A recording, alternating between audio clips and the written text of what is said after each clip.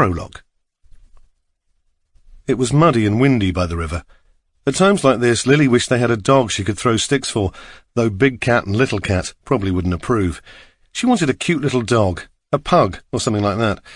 She walked off ahead of Mum and Dad, fantasizing about the pug they were going to buy her. She'd call it Sweetie. It would wear a pink collar and win prizes at Crufts, and Lily would be on TV, proud and smiling beside her famous pet. Deep in thought, Lily was hardly aware that her parents were lagging behind. She heard a cry and looked back up the path along the riverbank. Dad was staring at the water, mouth open like a fish. Mum had her hands on her hips. They were arguing again. Mum jabbed a finger towards Dad, whose face had gone pink. Lily realised he wasn't looking into the water, but at the edge of the bank, where something metallic lay. All her hopes of this year being better than the last evaporated. Furious, finding it hard to swallow or even breathe, Lily stomped into the trees where the river curved, so she couldn't see her parents, and they couldn't see her. She was sick of the sight of them, and she wished she could disappear, turn into a bird and fly away. For a moment, she pictured herself diving into the river and drowning herself. Mum couldn't even swim, and Dad was a useless swimmer too. They wouldn't be able to save her, and they'd be so sorry. So sorry. She stood there, clenching and unclenching her fists, until she realised she was hurting Big Cat. She hugged him and kissed his head, then marched on, along the path to where the trees ended. She made a decision. As soon as she'd done it, she hurried into the bushes that separated the riverbank from the road. She jumped, as if someone had crept up behind her and shouted, "Boo!" "What are you doing?" she whispered. A few moments later, she tried to scream. She'd made a terrible mistake, and wished she could rewind time just a minute or two. She even pictured time running in reverse, sending her back up the path and safely into the arms of Mum and Dad. But it was too late. "Lily!" She heard Mum calling her name. "Lily, where are you?" But she couldn't reply. There was a gag in her mouth and strong arms holding her still. Mum's cries faded into the distance as those strong arms carried her away.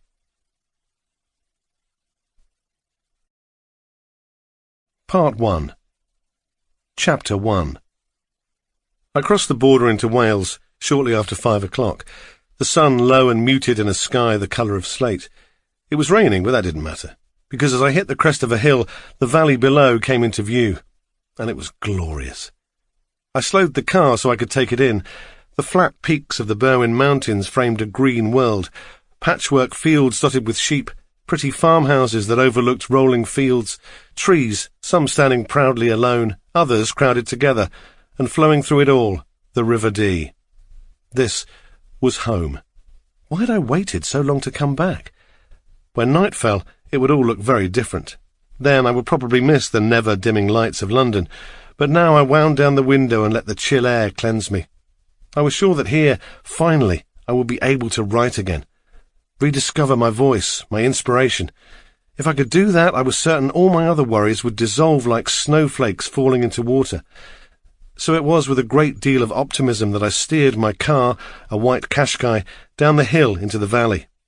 The sat-nav took me past the small town of Bedmawr, my hometown, though it hardly seemed familiar, and into the countryside, down narrow, mud-streaked lanes that skirted the edge of a thick wood. I took a wrong turn, almost ending up in a meadow where sheep grazed, and was forced to back up. This last stretch was beyond the sat-nav's capabilities. I switched it off and got out of the car, taking advantage of a lull in the rain. The writer's retreat had to be close. In the end, I clambered onto the roof of the car, which I'd bought with my first royalty payment, and which I really ought to treat better.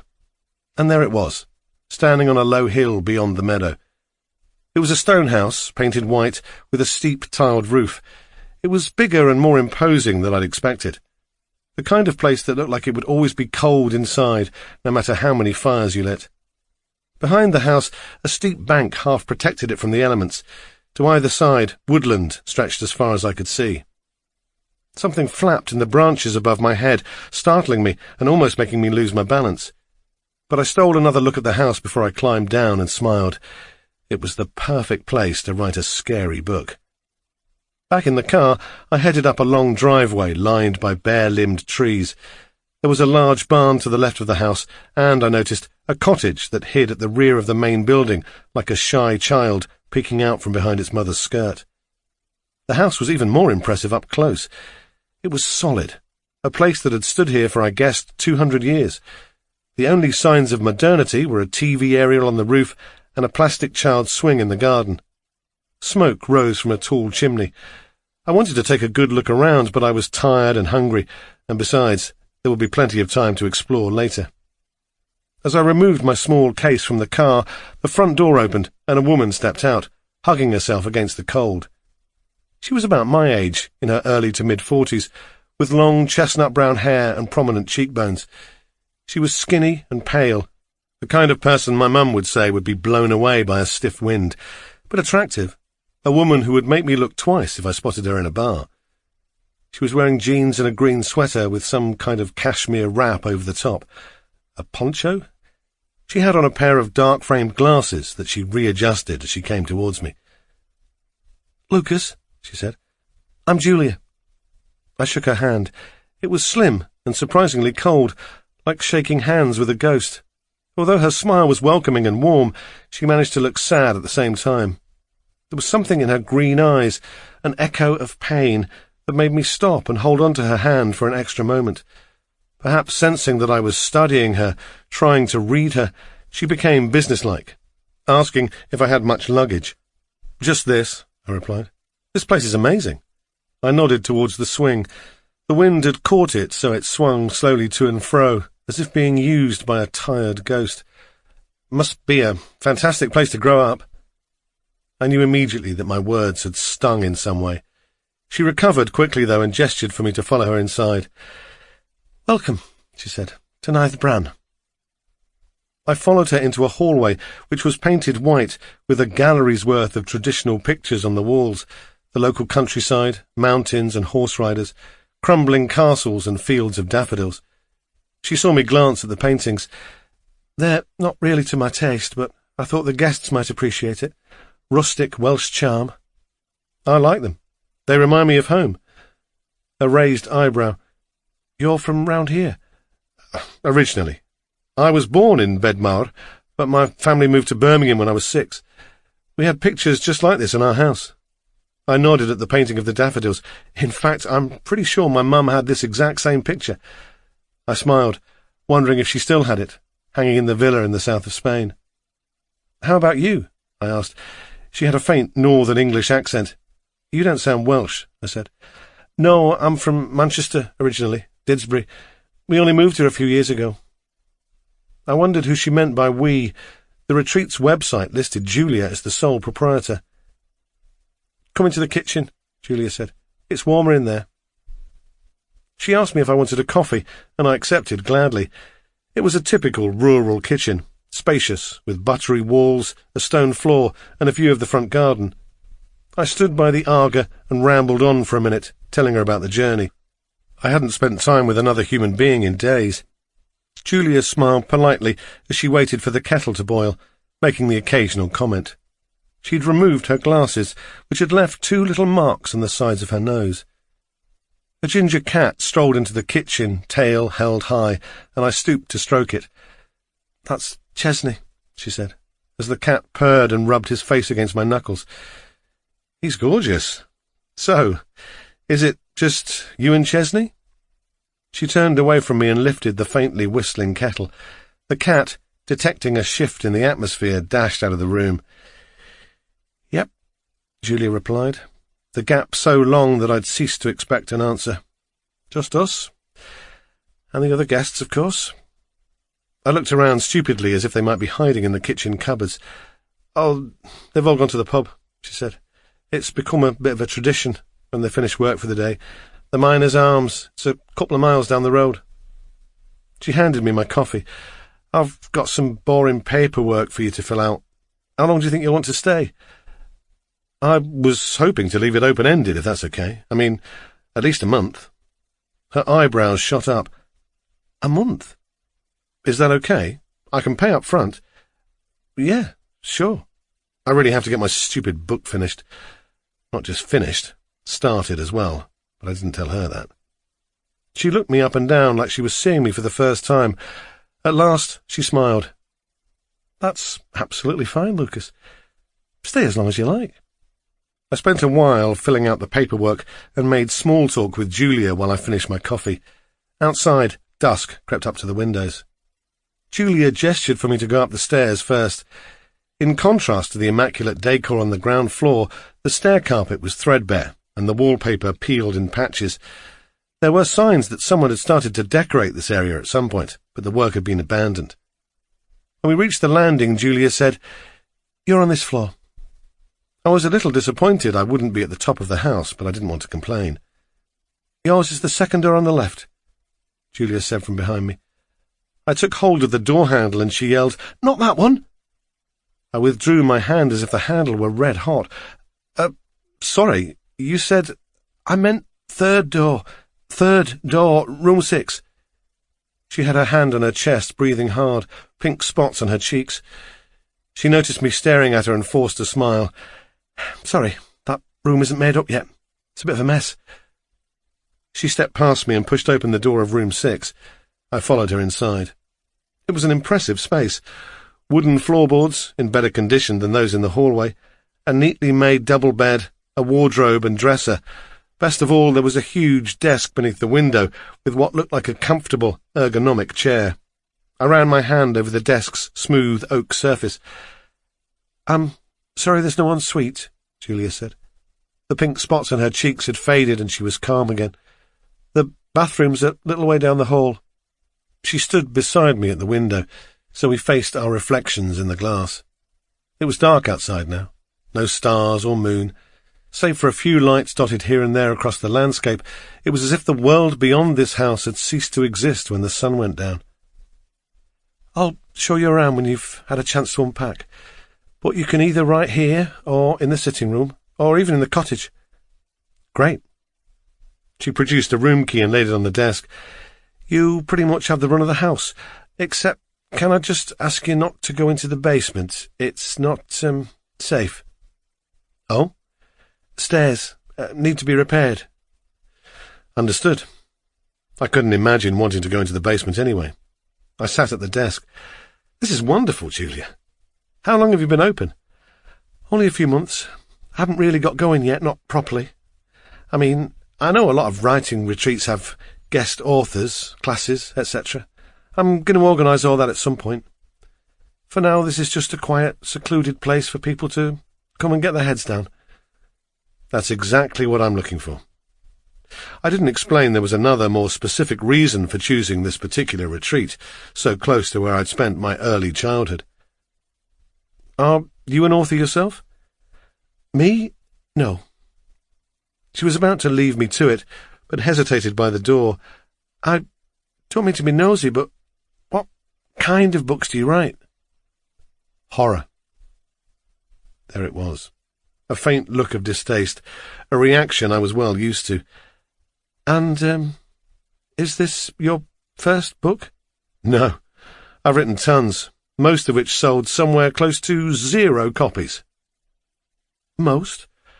The last one did pretty well. It was called Sweetmeat." She looked blank, and I must have appeared disappointed, because she said, "Sorry, I'm not really a big fan of that type of book. I mean, I've read a couple of Stephen King's, but I'm a total wimp." I smiled. People were always saying this to me. "I have enough nightmares as it is." I could tell she immediately regretted saying this, as she quickly added, "Anyway, let me leave you in peace. Dinner's at 8 when the others get back from the pub." "Great, thank you." She shut the door, leaving me alone at my temporary desk. I stared at the space where she'd been. She was mysterious, a woman with a story. I was looking forward to finding out what it was. Chapter 2.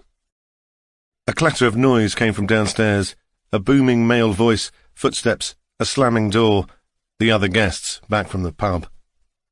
Fellow writers. I instinctively bristled, then chided myself. I had come here not only to get my head down and work, but because I was in need of human company. I'd spent too much time on my own since losing Priya. So much time alone that I'd begun to talk to next door's cat when she came to visit.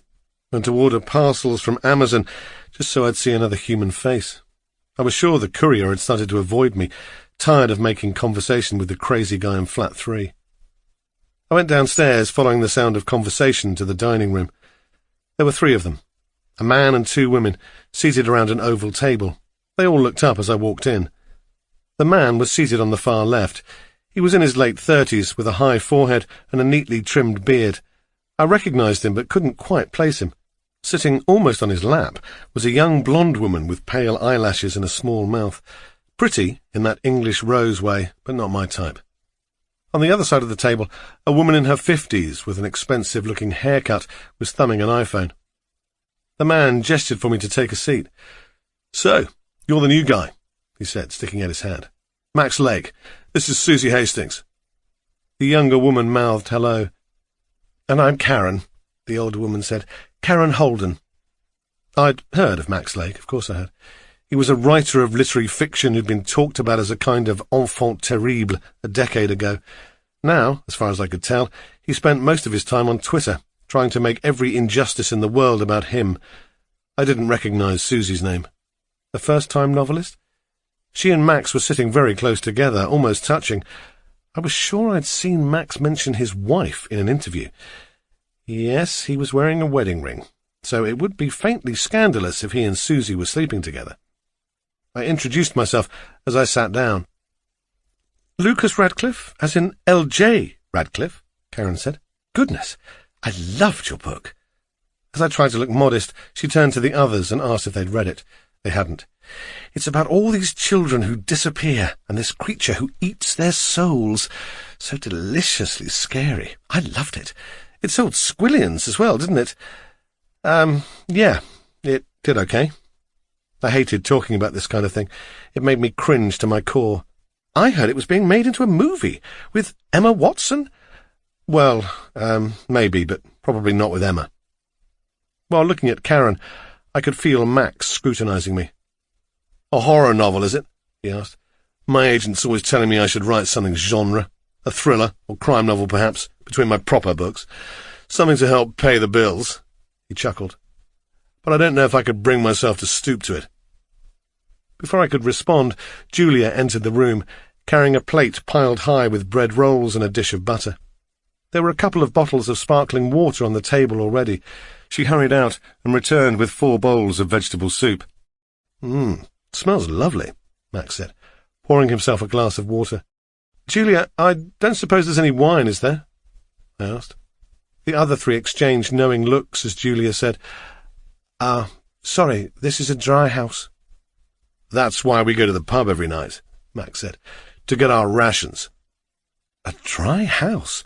That wasn't mentioned on the website. "Would you like a coffee?" she asked. I told her no, water was fine. The disappointment must have shown, because as Julia left, Karen leaned over and with a conspiratorial wink said, "I've got a bottle of gin in my room if you get desperate later." As we ate our starter, I asked Karen and Susie what kind of stuff they wrote. I was tempted to ask Max too, to prick his ego by pretending I hadn't heard of him. "I write genre stuff too," Karen said with a pointed glance at Max. "A mystery series and an urban fantasy series." "Women bonking billionaire werewolves," said Max with a smirk. "She writes a book a month. Can you believe that?" "Self-published?" I asked Karen, and she nodded enthusiastically. "Oh, yes. I couldn't bear to have people interfere with my work." "An editor, for example," Max said. She ignored him. "I like to be in control. And I like the money, too." I had a horrible feeling they were about to descend into a tedious argument about traditional versus self-publishing, so I cut them off by asking Susie what she was writing. Her voice was soft. "I'm working on my first novel. It's, picaresque, set at a university." "Not a werewolf in sight," said Max. Karen caught my eye. "There is a lot of bonking, though." "Max is helping me with it," Susie said. Her face pinked. "With the writing, I mean." Karen chuckled. "If you say so, dear." Susie was saved from further blushes by the arrival of Julia with our main course, a goat's cheese tart with potatoes and salad. We ate in silence for a few minutes. Susie still seemed mortified by what she'd said. Karen kept looking at her phone. "Oh, the Wi-Fi here is terrible," she said, as Max made his excuses and went off to the loo. "And don't talk to me about the mobile signal. Still, I guess that's what we came here for. Solitude, time to concentrate." "Maybe you can teach me how to write a book in a month," I said. "Oh?" I sighed. "My deadline is mid-May, and everything I've written so far is, well, it's shit. It's not scary, it's boring. Boring as hell. I need to start from scratch." Karen shrugged. "Easy. 3,000 words a day, every day for a month." She made it sound so doable. The problem was, I didn't have a story in my head. I barely had an idea. I was too embarrassed to tell anyone because it sounded like a first-world problem. But I was blocked. Worse than that, paralyzed. Soon, everyone would find out that my bestseller was a fluke, and I'd be exposed as a fraud, vanishing back into obscurity before you could say one-hit wonder. Like I said, it was a first-world problem. But it was my problem. A week before, I'd called my agent, Jamie, in a panic, telling him we were going to have to give the advance back, that I was washed up, finished. He told me to calm down. "You need to go back," he said. "Back to the source of your inspiration. Where did the idea for Sweetmeat come from?" I don't know. A dream." He groaned. "No, really. I woke up one morning with the picture of the creature in my head and a woman crying because her daughter was missing. The idea came from my subconscious." I made a pained noise. "It's so frustrating. I mean, I've always written. It's always come easily, since I was a kid." "Then maybe you need to go right back. You need to fall in love with writing again. Find whatever or wherever it was that caused that first spark."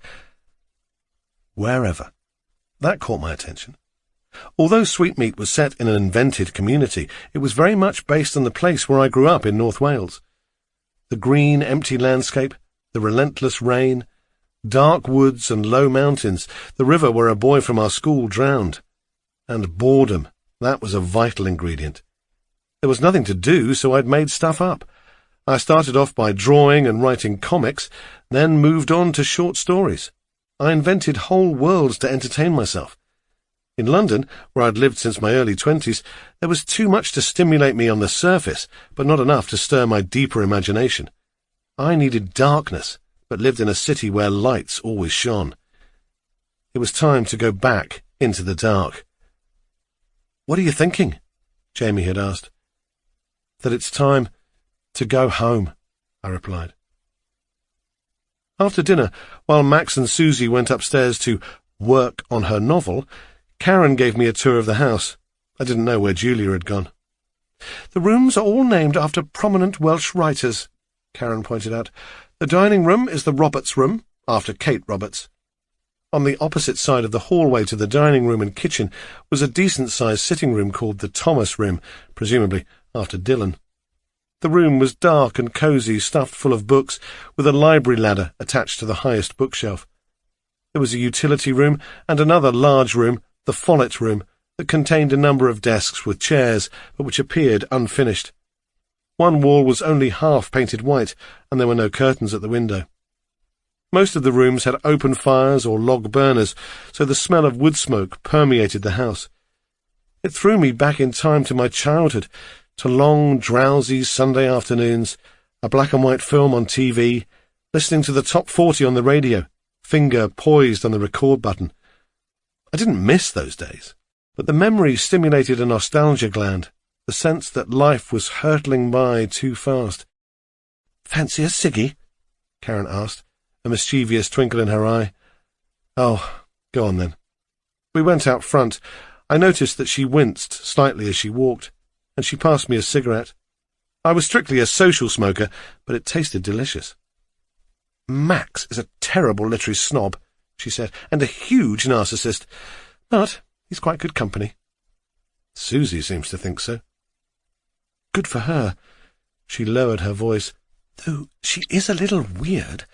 She asked me to read a few pages. I mean, I'm a woman of the world. I write pretty strong stuff myself, but hers was disturbing.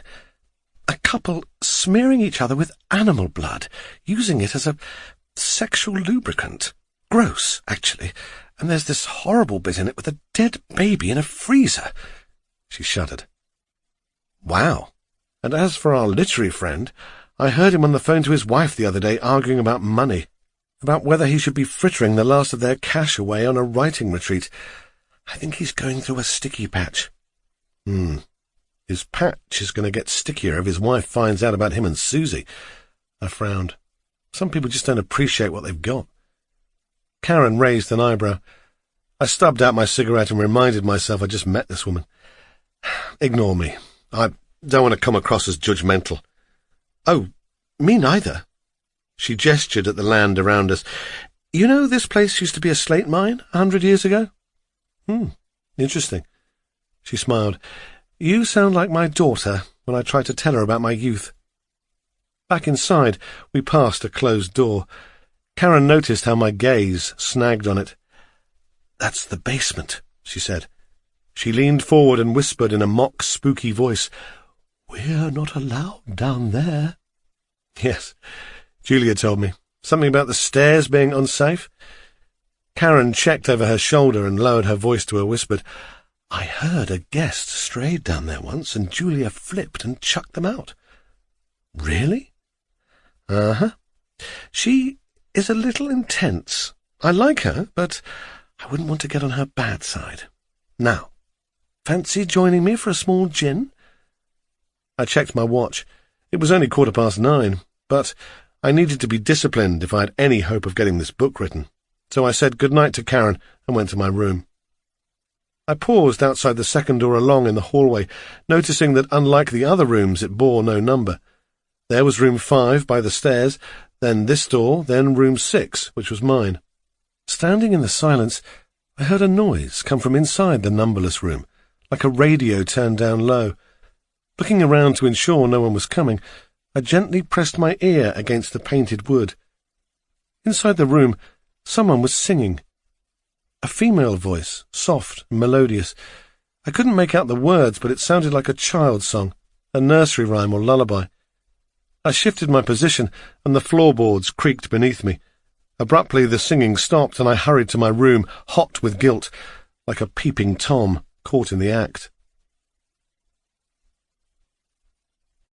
Chapter 3. I woke up early the next morning, after the best night's sleep I'd had in a long time. It might have been the country air or the lack of alcohol. After showering in the bathroom along the hallway, I headed to my desk, opening my laptop. Normally, I would spend an hour catching up with Facebook and Twitter, reading the headlines, answering emails from readers. But I'd binned the sheet of paper with the Wi-Fi password. I wanted to remain isolated, to go grey.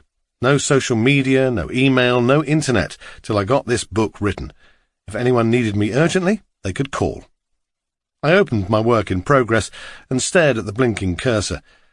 I kept staring. It was too early. I needed caffeine.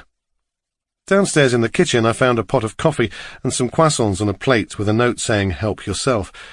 There was no sign of Julia or the other guests, but there was a man in the garden. He was in his 60s, with curly grey hair and red cheeks. He was fiddling with a lawnmower, scraping dried clumps of grass from the rotors and shaking his head. He looked up and saw me watching him through the window.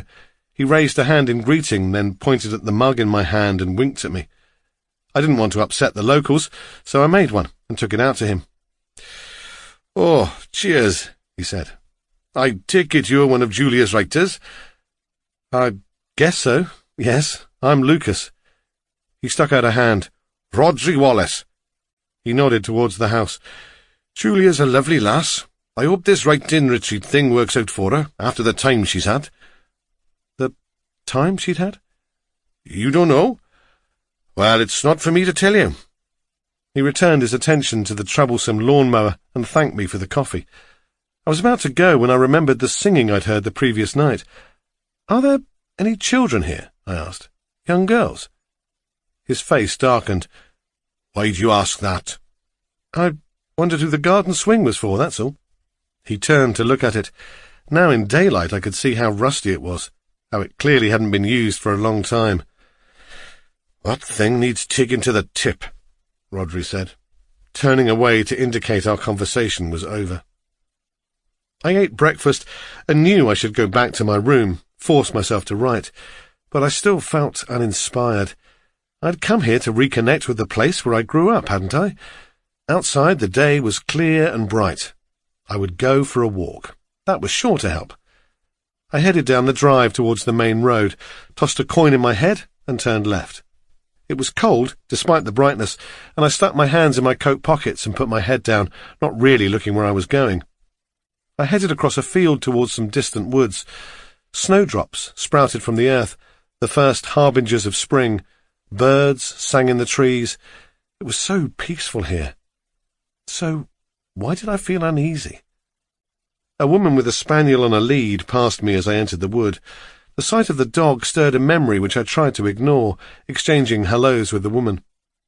I walked for an hour, still not keeping track of where I was going, failing to drop imaginary breadcrumbs behind me.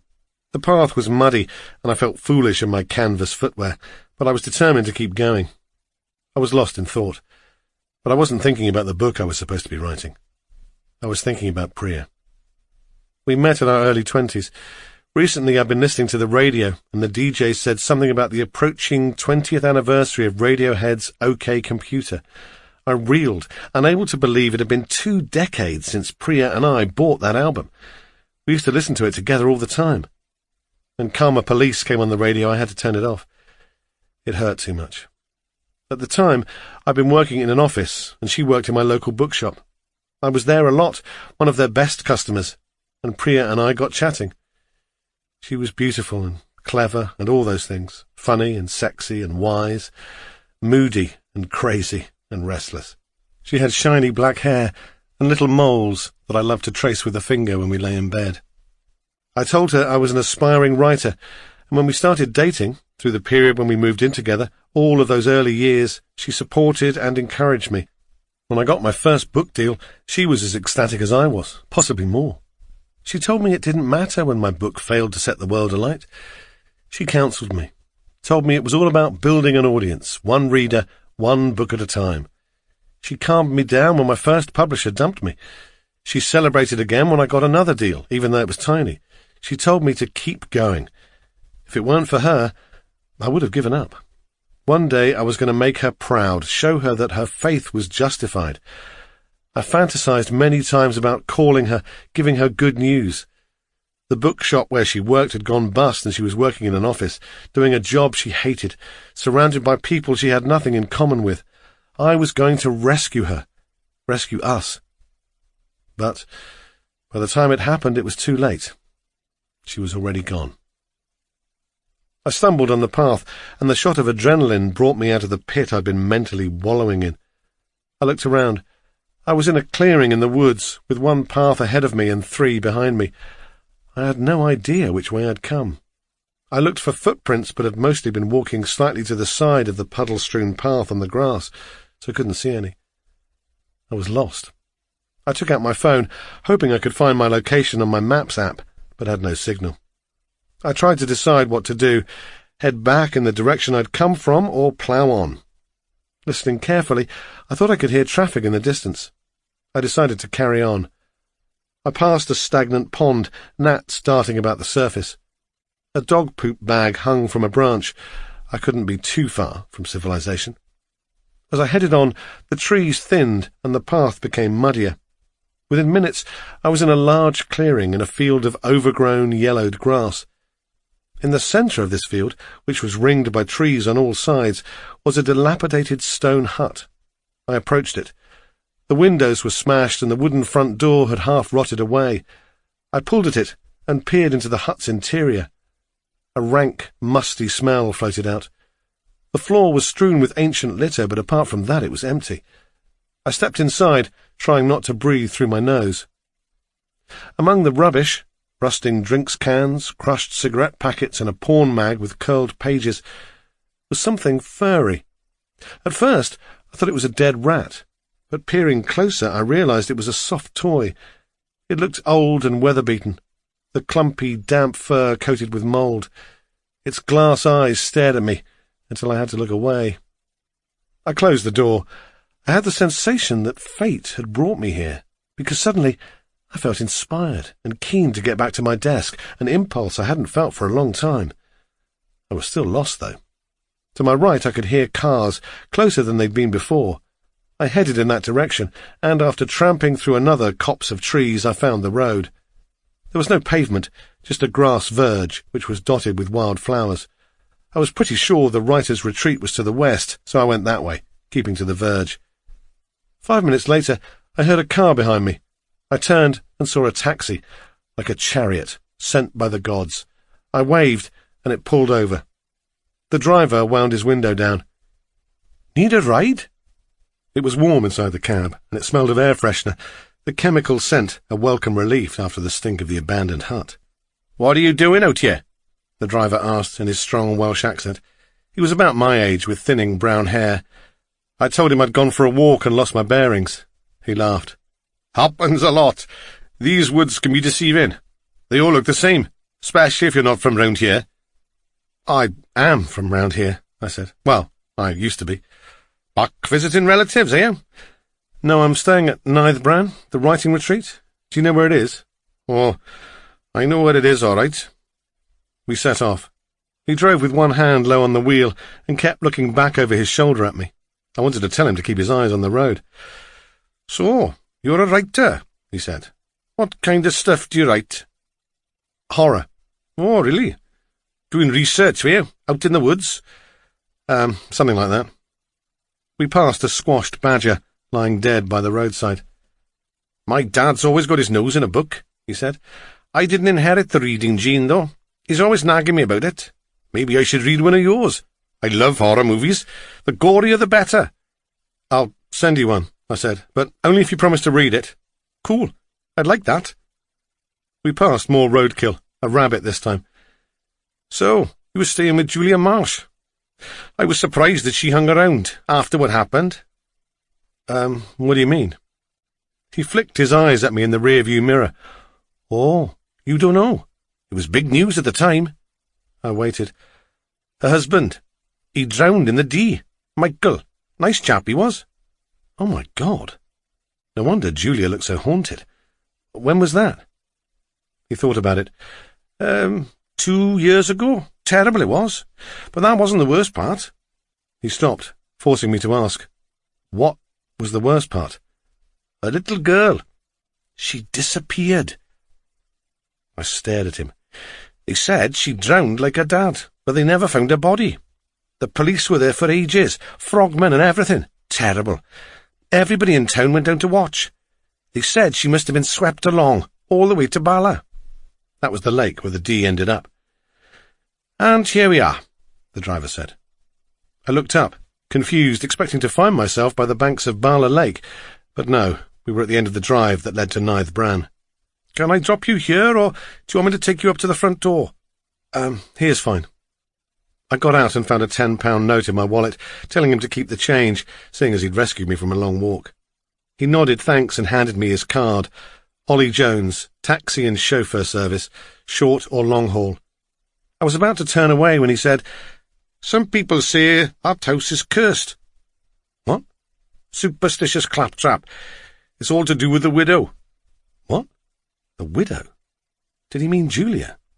"Forget I mentioned it. Like I said, it's a load of nonsense." He started the engine.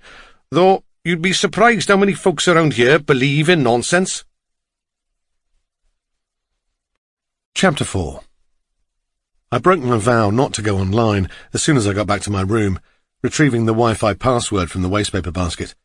I went onto Google and searched Julia Marsh River Dee, and there it was. A news story from the 8th of January 2015. Girl still missing after New Year tragedy. North Wales police have called off a search of the River Dee and Bala Lake after the presumed drowning of 8-year-old Lily Marsh on New Year's Day.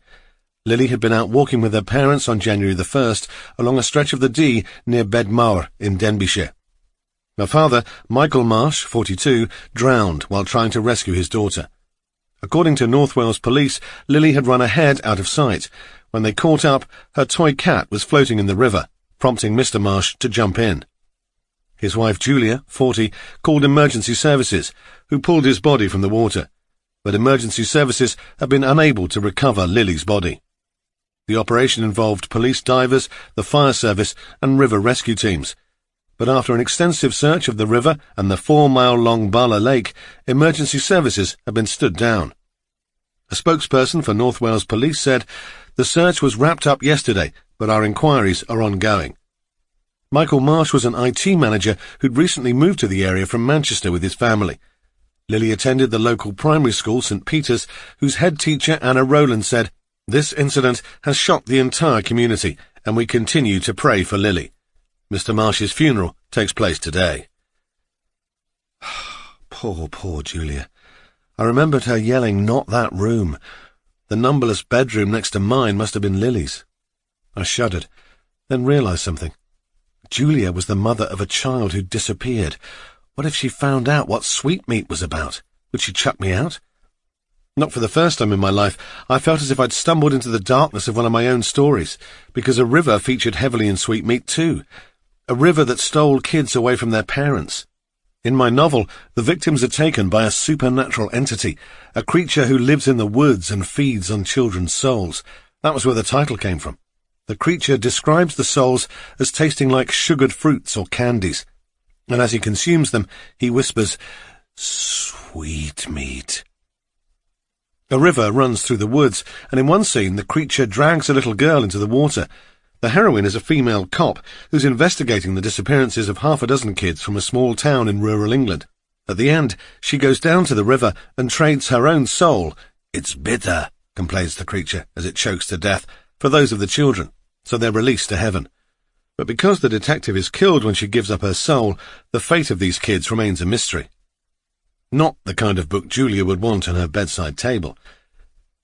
I forced myself not to think about Lily Marsh and spent a few hours working on the idea I'd had after stumbling across the rotting hut in the woods. When I came up for air, I was surprised to see it was 5 in the afternoon. I hadn't been so absorbed by my writing for a long time, and it felt good. Not long afterwards there was a knock at my door. It was Karen. "We're heading down to the pub. Fancy joining us?" I did. The Miners' Arms was on the main road towards Bedmarr, a proper old-fashioned Welsh pub with a roaring fire, horseshoes hanging on the walls, and plenty of real ale on tap. "I'll get the first round," I said. A few old men sat propping up the bar, and there were 2 guys playing darts in the corner. They'd glanced at us as we entered, but lost interest straight away. I guess they were used to writers coming in. Looking around while I waited to be served, I noticed a creepy painting depicting a woman dressed in red among dark, spiky trees. The woman's face was concealed by shadows, but she stretched out a bony hand as if beckoning the viewer into the picture. It made me shiver. I bought the drinks and sat at a round table with Karen, Max and Susie. Karen was as cheerful as she'd been the day before, but Max and Susie would barely look at each other. A lover's tiff? Max swiftly downed his pint of bitter and announced he was going to play on the quiz machine. I watched him jabbing at the buttons and swearing under his breath. "What's up with him?" Karen asked. "Lost a couple of Twitter followers?" That made Susie laugh. She was, I realised, very young. 23, perhaps? I could hardly remember what it felt like to be her age. I seemed to recall I was simultaneously lacking in confidence and thought I knew everything about the world. "It's nothing," Susie said, glancing at me. Karen spotted the look. "Do you want Lucas to bugger off to the quiz machine too, so we can talk woman to woman?" Susie stared into her glass of white wine. "No, it's fine. But you both have to promise not to say anything, okay?" We promised. "I know you probably think there's something going on between Max and me, but there isn't. He's married, and I would never do that to another woman. I can't bear people who cheat. My mum did it to my dad, and it almost destroyed our family. It's disgusting." "I believe you," Karen said. "Besides, I don't fancy him. He's too up himself," Karen offered. "No, too short." Karen laughed. "But he has been helping me with my book, giving me lots of advice. I mean, there's been quite a lot of mansplaining going on, but he has been helpful. I keep telling him how grateful I am, and I think he got the wrong impression." "Did the little bastard make a move on you?" Karen asked. Susie took a big gulp of wine and glanced at Max. The pub was growing increasingly noisy as more punters came in after work, and the quiz machine was gurgling and beeping like a crazed robot. He couldn't hear us. Last night, after dinner, he went to my room, just to talk about writing. We were discussing a sex scene I was working on. I see, Karen said, raising an eyebrow, and Max was very enthusiastic about it. He kept going on about how sex is the rawest experience a person can have, that it's a great opportunity to show your character's inner self. She cleared her throat. The skin around her throat had gone pink. I could tell he was getting a little, overexcited, so I said I was tired and needed to go to sleep. And that's when he made his move? No, not at all. He said good night and left. I got into bed and read for a while, then went to sleep. Right. Karen furrowed her brow and looked at me. I shrugged. Susie had finished her drink now. She held the glass by its stem, rotating it on the spot. I woke up an hour or two later. Somebody was coming into my room. Karen was all ears. The door creaks, and I'm a light sleeper anyway, so it woke me up. I sat bolt upright and said, "Who's that?" Immediately the door closed, and I heard footsteps going down the hallway. I couldn't get back to sleep. And you think it was Max? I said. She nodded. It had to be. I mean, assuming it wasn't one of you two. Well, definitely wasn't me, I said. Nor me, said Karen. And it doesn't seem like the sort of thing Julia would do. It's pretty obvious to me who it was. Max, feeling all hot and bothered after your sex scene discussion, wanting to discover your inner self. Susie winced. Oh, please. So, what did the little bastard have to say for himself? Karen asked. Across the pub, Max was still bashing at the quiz machine's buttons. He appeared a little happier now, like he was winning. A small crowd had gathered around him. I haven't asked him. I was too embarrassed, but I told him I didn't want his help today, that I wanted to work on my own. He's been off with me ever since. Please, don't say anything to him. I'm going to ensure I lock my door tonight. It's not like he actually did anything. Karen said. I feel a bit sorry for him, too, Susie said. I think he's having some problems with his marriage. That echoed what Karen had said the previous evening. And his last book didn't do very well. That's no excuse for trying to sneak into a young woman's bedroom, Karen said, glaring over at him. Max remained oblivious. Oh, God, I wish I hadn't said anything now, Susie said. Please don't talk to him about it. She stood up. I need another drink. As she went to the bar, I said to Karen, Are you going to talk to him? I don't know. I mean, what if Susie hadn't woken up? What would he have done? Got into bed with her? Raped her? Told her he could help her career if she was nice to him? She lowered her voice further. I'm going to be keeping an eye on him, that's for sure. It was dark by the time we got back to the retreat. Julia was standing out front, rattling a silver dish. Chesney, she called. Chesney! Cat gone walkabout? I asked. I needed the loo, so had hurried ahead of the others, who were now only halfway up the drive. She sighed. He does it all the time. Disappears for hours, sometimes a whole day. It makes me sick with worry. I wasn't surprised by her anxiety, not after learning what had happened to Julia. I wondered if Chesney had been Lily's pet. With Michael and Lily gone, the cat was Julia's last link to her family, the cat and the house they lived in. Julia held her glasses in her hand. She put them on, then took them off again. I guess he's got plenty of places to explore around here, I said. Lots of mice to chase. Yeah, except he's always been a fat, lazy old thing. He never brings mice or birds in. I have no idea where he goes. The other writers appeared, and Julia put the dish on the ground outside the door. He'll come back, though, she said. He always does. She stared at the black horizon. I could read her mind. The cat always came back, but she would trade that 1,000 times over for a glimpse of her daughter. Should I let her know that I knew? I almost said something, but she turned away before I could speak, and the moment slipped away into the darkness. Chapter 5. I couldn't stop thinking about what had happened to Lily.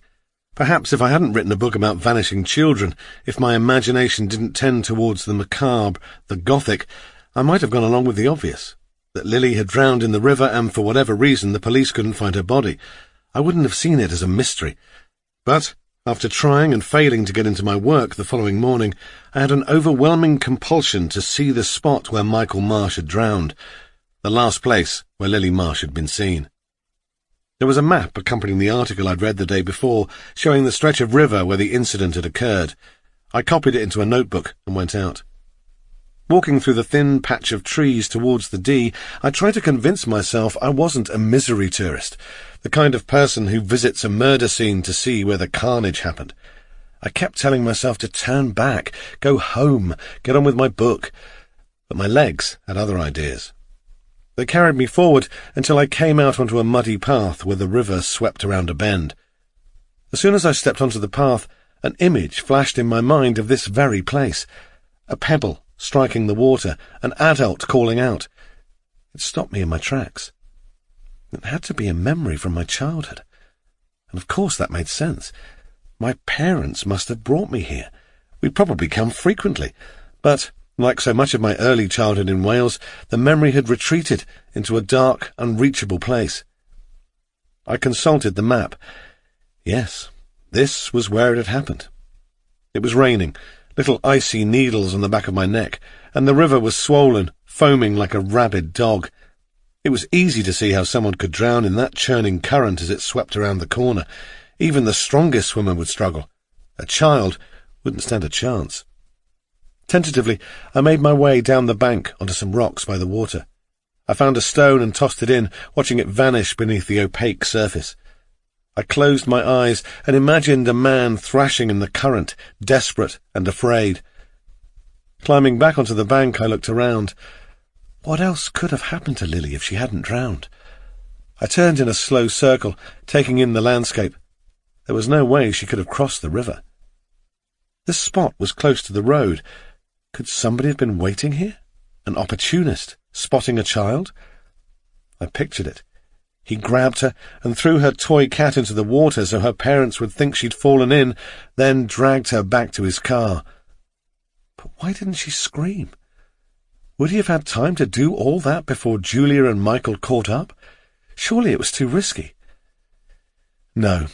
I knew from cops I'd spoken to when researching Sweetmeat that the most obvious explanation is almost always the right one. Lily had fallen into the water and drowned. Tragic, but almost certainly a less dreadful fate than what might have happened if someone had taken her. As I stared into the water, I experienced a prickle on the nape of my neck, the sensation that someone was watching me. I turned and squinted into the bushes. Nothing moved. Just the light drumming of raindrops on leaves, a breeze stirring the undergrowth. It was my imagination, that was all. My overdeveloped imagination. The rain was getting heavier, fat raindrops splatting my sketched map, so I headed back to the house. The front door of the cottage behind the main house was open, and music was coming from within. Curious, I headed over and found Karen inside, working at a little desk in a cosy side room that was named after Bertrand Russell, the radio one. She snapped her laptop shut when she noticed me. "Lucas, why aren't you working, naughty boy?" I closed the door behind me. "Have you seen Susie this morning? Any idea if Max tried to get into her room again last night?" She turned the radio down. "No, I saw him, though, on the phone to his wife, arguing again. He told her he's going to stay here for another couple of weeks." She paused. "You're a horror writer." "I am. Well, I think you'll like this. I had a spooky experience last night." "Really?" I pulled up a chair. "Tell me more." "It was about midnight, and I couldn't sleep, so I thought I'd sneak down and make myself a snack." She smiled. "Don't judge me." "I'm not. Sounds like a good idea." "It's the country air. It makes me hungry. Anyway, I made myself a cheese sandwich, and yes, I know, cheese at bedtime is a bad idea, but there was this delicious-smelling cheddar in the fridge which I couldn't resist. And then I heard something, a bang, from the hallway. It made me jump out of my skin." I pictured it. Karen, about to bite into her sandwich, frozen with her mouth open. "I went out to investigate." She shook her head. "I was carrying the knife I'd used to cut the cheese, trying to kid myself I'm awfully brave, and it was that blasted cat." "Oh, good. He came back." "Good? The bloody thing nearly gave me a heart attack. Anyway, He shot into the sitting room, and I went after him. Here, kitty, kitty, all that, thinking I'd give him a piece of my mind. Not that I've got much to spare. Eventually, I gave up and went back to the kitchen. And that's when the weird thing happened. My sandwich was gone. I laughed. Really? Yes. The plate was there with crumbs on it, but no sandwich. Had you been drinking? I asked. I might have had 1 or 2 nips of gin, and a few puffs on a spliff. You were stoned? Oh, don't sound so shocked. I smoke it for medicinal purposes. I must have looked doubtful because she said, No, seriously, I suffer with terrible arthritis, especially in my fingers when I've been writing all day. My knees, too. It's awful, but weed helps a lot. Oh, sorry. She shook off my apology. Anyway, I was slightly stoned, but not enough to hallucinate that sandwich, and I hadn't eaten it and forgotten, if that's what you're thinking. My tummy was still rumbling. I tried not to sound too sceptical. So, what did you do? I made another sandwich. I laughed, but Karen wasn't smiling. What do you think? She asked. Could it have been a ghost? I've never heard of a ghost stealing someone's supper. Yes, I guess. Perhaps the cat took it, I said. He might have dragged it off your plate and under a cupboard. Or maybe, I thought, you got stoned, ate it yourself, then forgot. Oh, that bloody cat, she said, then laughed. I left Karen staring at her laptop and explored the cottage. There was a tiny kitchen with nothing but a kettle and basic tea-making facilities, a small living room and a toilet. Stairs led up to the second floor, but a chain had been strung across the staircase, barring entry. There wasn't much else to see, and I really needed to get on with some work, so I left the cottage. I waved goodbye to Karen, but she didn't see. She was frowning with concentration, probably thinking about her missing sandwich. How's everything going so far? Julia asked later that afternoon, when I popped down to the kitchen to make a coffee. She was leaning against the Aga for warmth, Chesney the cat on the worktop beside her. I was about to repeat Karen's story about the cat and the sandwich when I realised Julia might not appreciate her guests smoking weed in their rooms. If she wouldn't allow alcohol, drugs were almost certainly a no-no, medicinal purposes or not. I don't know, I replied. I thought it was going well yesterday, but now I'm not so certain. I'm trying not to think about the sand running out of the hourglass. I'm sure you'll get there. She tucked a long strand of her chestnut hair behind her ear. Since finding out about Lily, I'd been struggling not to look at her with obvious sympathy. She gave off a strong vibe of wanting to be left alone, but I wasn't in a hurry to return to the silence of my room. And, well, I liked Julia. I barely knew anything about her, save what I'd learned from the internet, but I wanted to know more. I was going to make myself a coffee, I said. Would you like one? I don't drink coffee. I'm one of those boring people who only drinks herbal tea. She nodded at a long line of boxes on the side, chamomile and rooibos and lemon verbena. In fact, she had a mug on the go now. No alcohol or caffeine. Had she always been clean living, or was it a recent change? What do you think of the retreat so far? She asked. I like it. Though it feels strange being back here. I'm wondering if my Welsh accent will return. She smiled. Like I said before, I'm going to start organising talks, getting in a resident writer, having discussion groups when things get going properly, she said. Good idea. Not that I'm into being critiqued by other writers. It's bad enough reading my reviews on Amazon. The kettle whistled and I lifted it from the hot plate. I've been wondering, what made you open a writer's retreat? Money. Always a good reason. The best. I thought about setting up a bed and breakfast, but then a friend who works in publishing suggested doing this. She said there was a lot of demand for it and I'd meet lots of interesting people.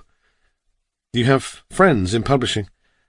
I used to be an illustrator, children's books. Have you heard of Jackdaw Books? I did a lot of stuff for them. I stood with my back to her, stirring milk into my coffee. Used to be? What made you stop? I was hoping she would mention her husband and daughter, but she didn't reply. When I turned around, she met my eye and said, I looked you up. Oh, really? Yeah. You didn't tell me you were a bestseller. I read it's being made into a movie. I adopted my modest face. Oh, hopefully. It's stuck in development hell. I paused. It would be easy to carry on the charade and pretend I didn't know about her history. I knew that bringing it up might cause her pain. But I also wanted to be honest. I wasn't going to get a better chance than this. I have a confession, I said. Oh? I know. I know what happened to you, to your husband and daughter. She'd been lifting her mug to her lips. Her hand froze and she placed the mug on the counter. It rattled against the formica. I immediately wished I'd kept quiet. Is that why you came here? No, of course not. I only found out yesterday. You like writing about missing children, don't you? Are you researching a sequel? Are you going to write about how my daughter was eaten by a fucking monster? She glared at me, then abruptly left the room.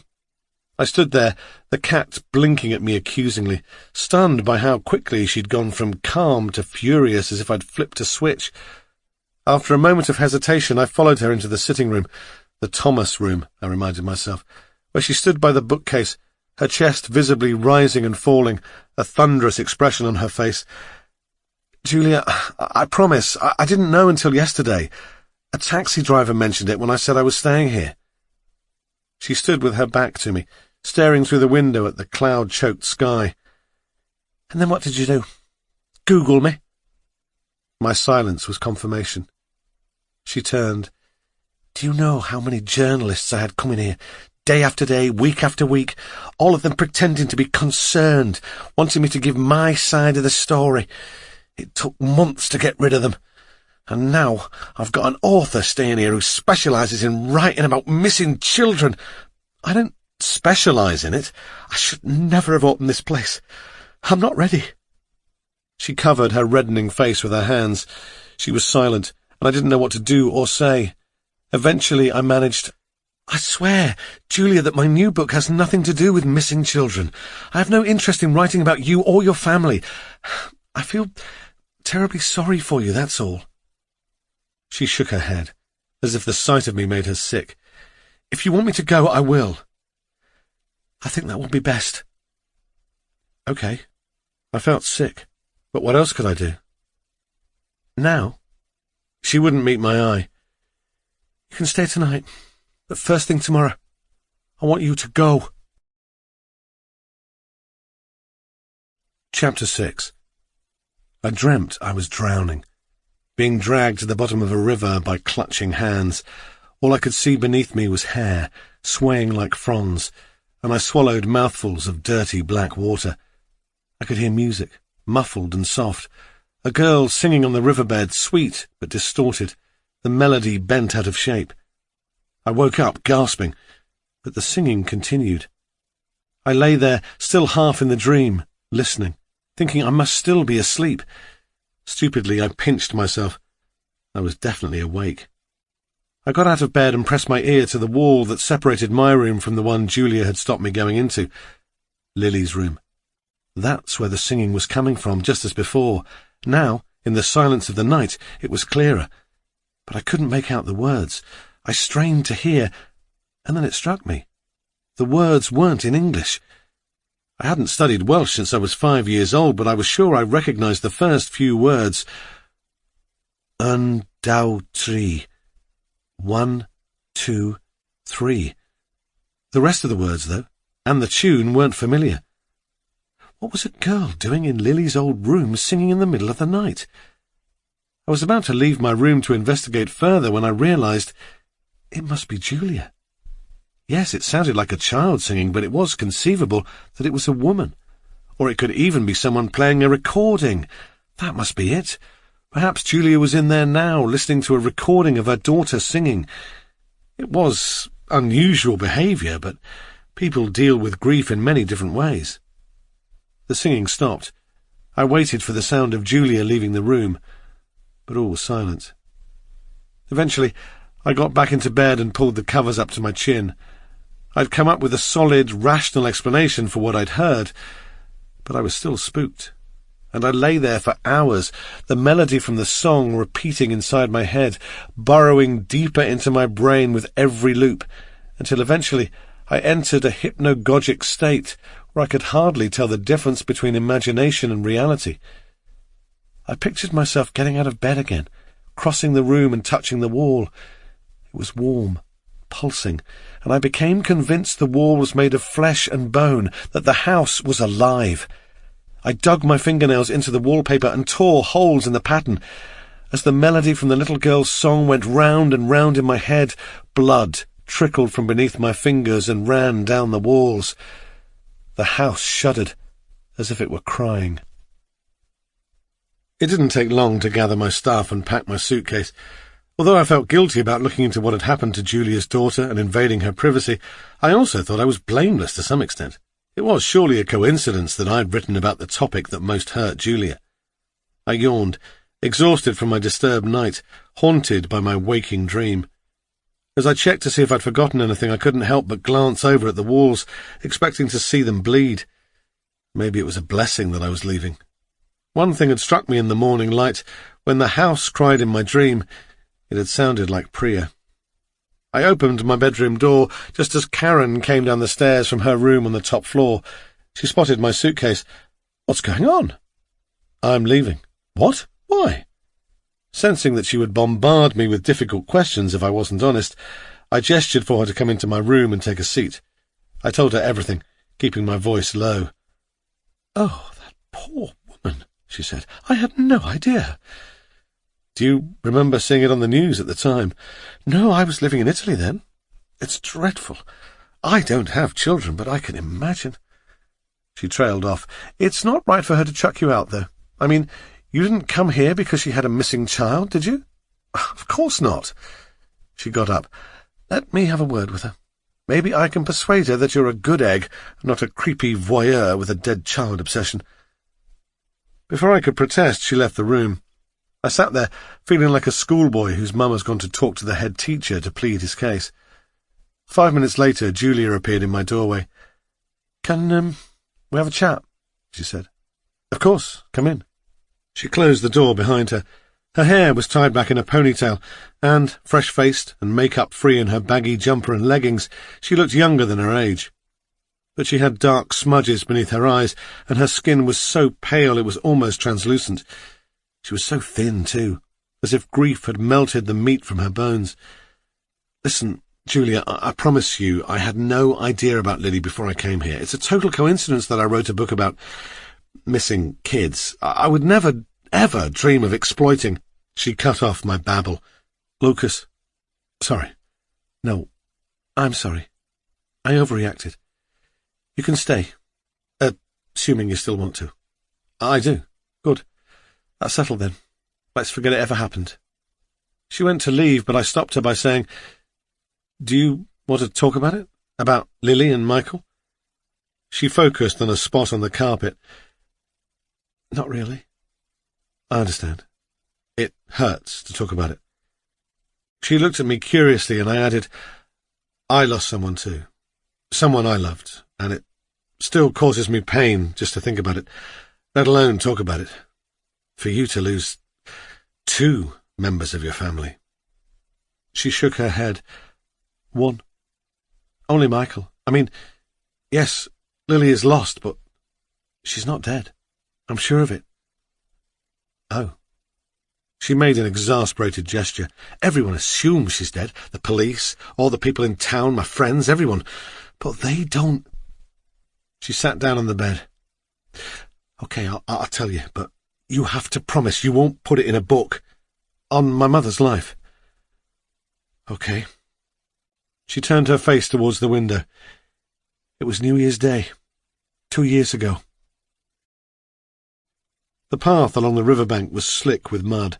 It sucked at the soles of Julia's wellies. The wind caught her from behind, and she almost lost her footing, heart flipping, arms windmilling, until Michael grabbed her arm. "Careful!" "I'm fine." She wriggled free of his grip and pulled her coat tightly around herself, shivering. She called out to Lily, "Stay where I can see you." Their daughter was a little way ahead, 8 years old and skinny as a snake, the coat she'd got for Christmas unzipped and hanging from her bony shoulders. She'd refused to put on her hat or gloves, insisting she didn't need them, and it was true. Lily was like a human radiator, always had been. On bitter winter nights when drafts invaded their house, the house that Michael liked to say had its own weather system, Julia would steal into Lily's bed and bask in her glow. Lily was clutching her favourite toy, Big Cat, which she'd had since she was a baby. She raised an arm and carried on along the bank at her own pace. She was at the point where the path descended towards a copse of trees that hugged the bend in the river. She glanced back occasionally, an unreadable expression on her face. Lily had been studying her parents closely today, watching them as if trying to see inside their heads. Most likely she was watching them because she didn't trust the peace between them. Julia opened her mouth to call out again, to tell Lily to stay where she could see her, but Michael said, "Leave her. She's happy." "I know, I just don't like her going into the trees on her own." "Stop fretting, she'll be fine." He put his arms around her and pulled her into a kiss. He still smelled of last night's alcohol, and the kiss was brief, but after a dry spell that had threatened to turn into a drought, it was still something. Julia made her way down the final stretch of the slippery path, glancing at the river as she went. All that recent rainfall had made the water level rise, and it was fast-flowing here, churning white as it swept around the bend. This was a popular spot for whitewater rafting, groups of tourists heading downstream from Bedmawr. Julia shivered again and decided her New Year's resolution on the spot. She would conquer her long-held fear and learn to swim.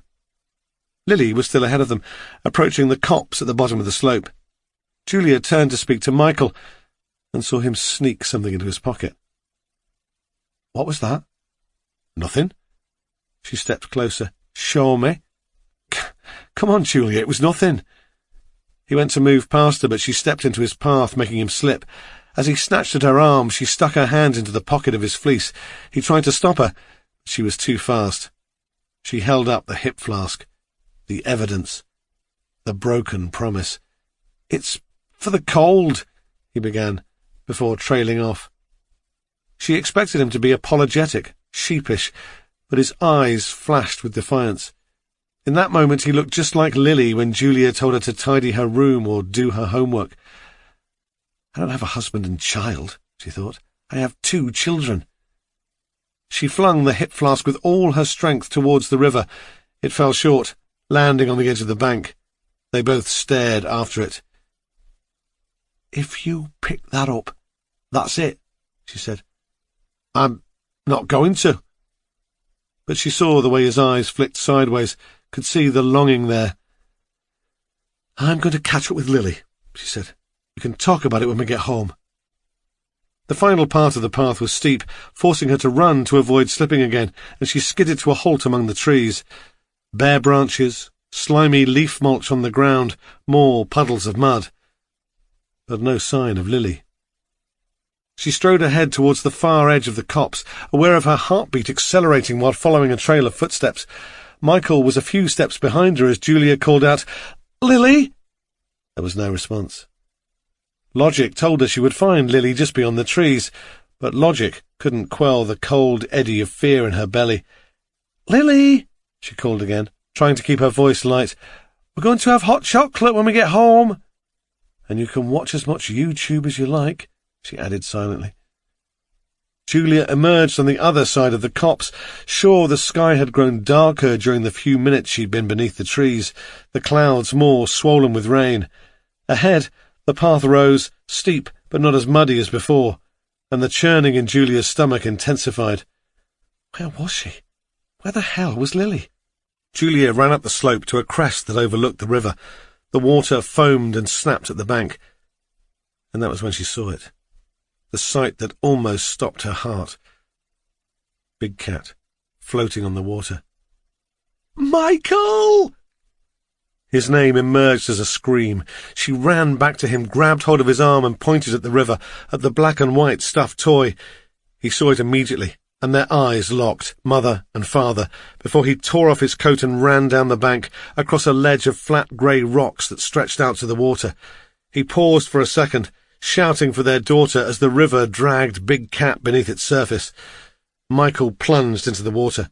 Julia had no idea how deep it was, but her husband was swallowed up as if he'd never existed. It must have been only seconds later that his head reappeared, but it felt like forever. Julia paced the bank, wringing her hands and trying to focus on the water, searching among the grey and white for a glimpse of Lily. If she thought throwing herself in would save her daughter, would even give her a tiny chance of survival, she would do it without hesitation. But she was helpless. Useless. "I can't see her!" Michael called, the panic in his voice reflecting the sick sensation in Julia's stomach. The water rushed around him, crashing over him like waves hitting rocks. "Keep trying!" He went under again, then came back to the surface almost immediately, gasping and fighting to stay afloat. The frigid water squeezed the breath from his lungs, and his voice was weak as he called out for Lily. He caught Julia's eye, and she knew what he was thinking. He was going to give up. She had to do something. "Over there!" she yelled, pointing to the centre of the river. I saw something." He struck out towards where she had pointed, against the current. Water pummeled him and he went under, gulping down air before he kicked out, turning in the water.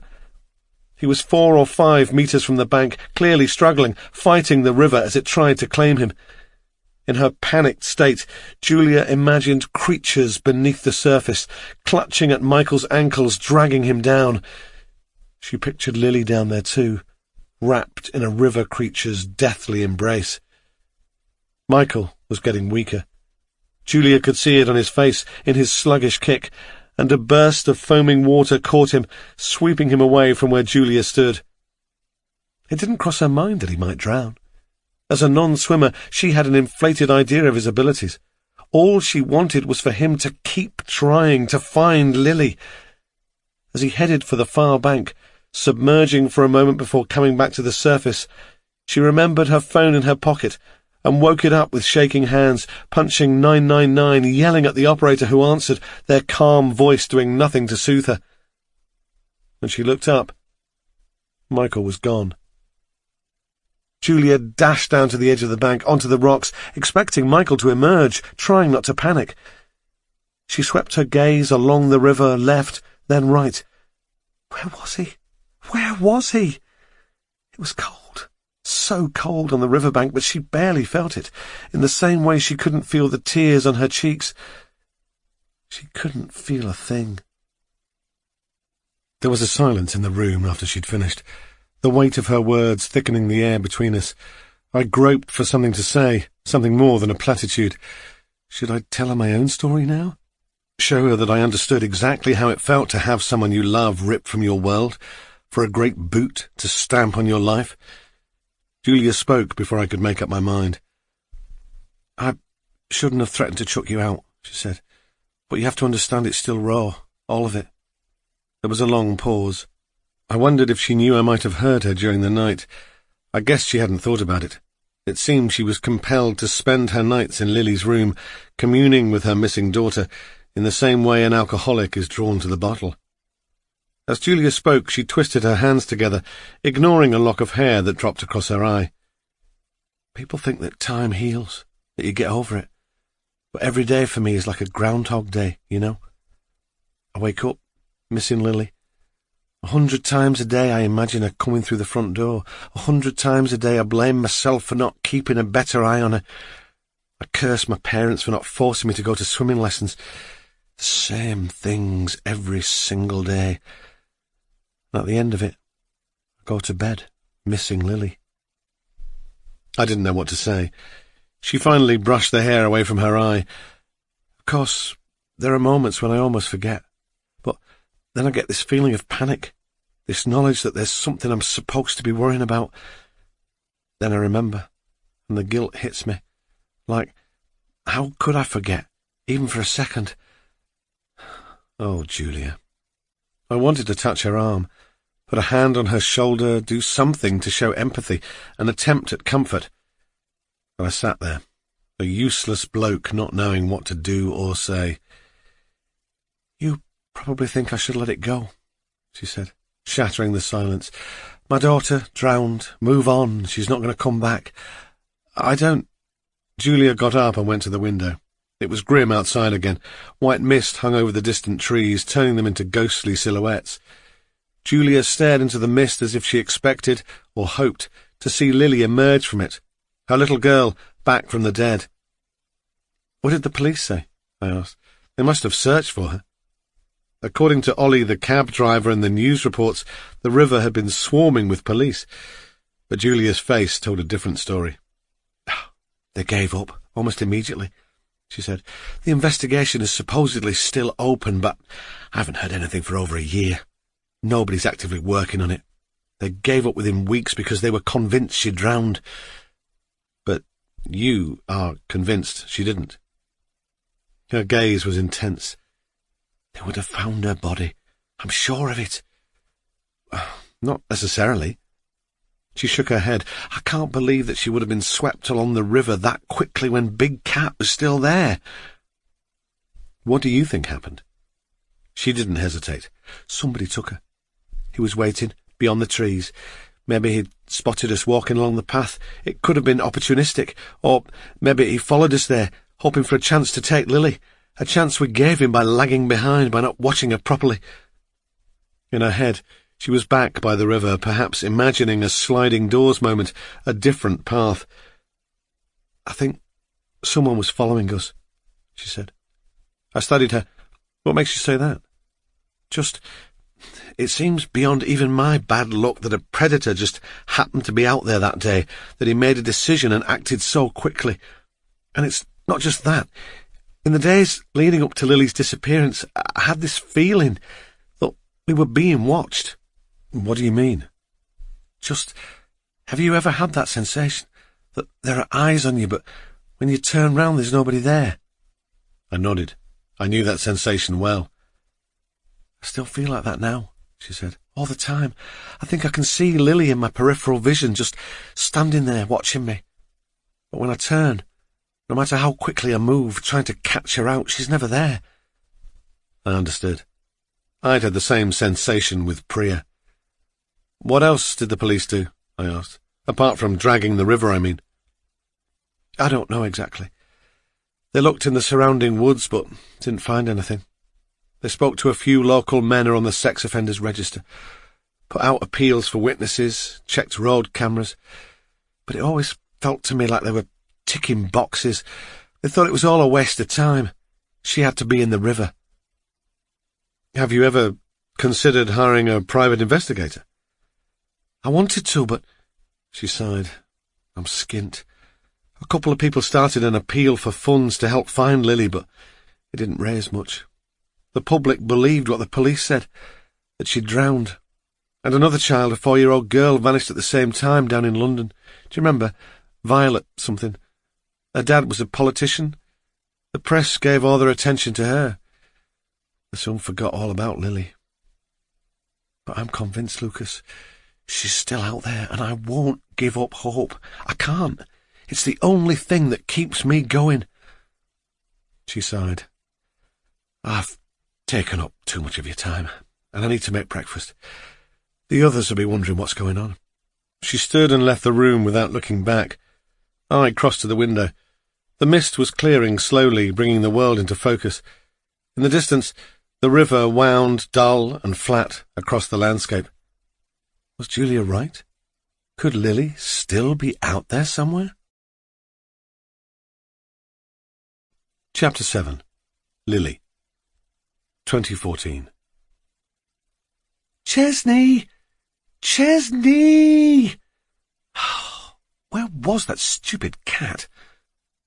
Lily stood by the back door, calling and calling, until she wasn't sure what was her original voice and what was an echo. She was fascinated by echoes. When she was a little kid, like 2 years ago, Dad made her go trekking up Snowdon.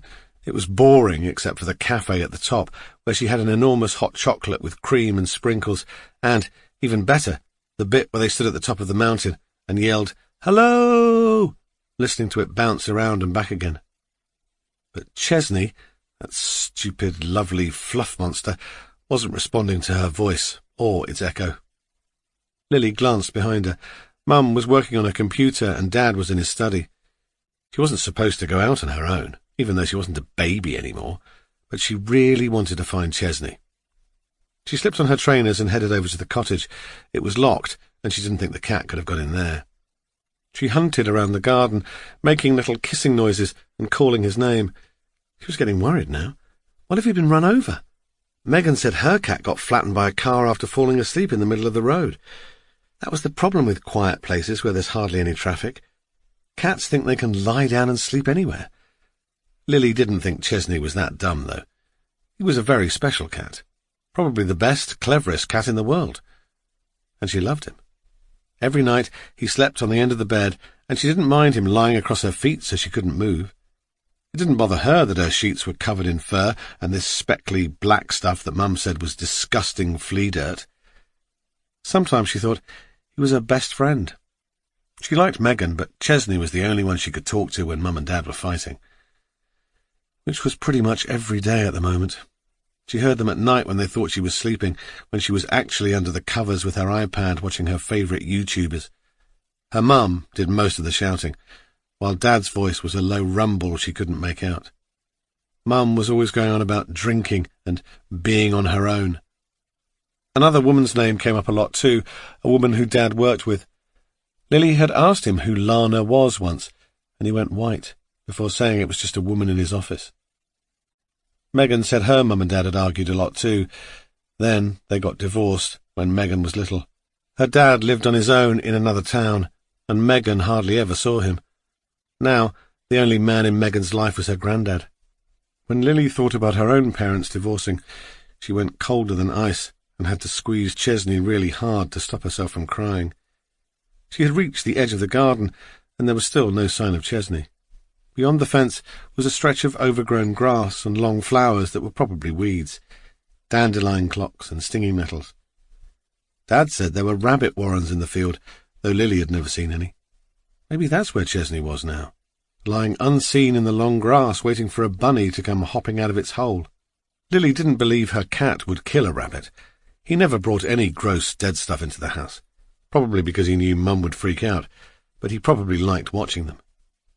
Checking no grown-ups were watching, Lily climbed over the low fence into the little meadow. She hadn't realised how foggy it was until she moved away from the house. The mist hung among the trees like a giant cloud, white and spooky-looking. She imagined it was cold to the touch. There was no way Lily would go into those woods on her own, especially when it was foggy like that.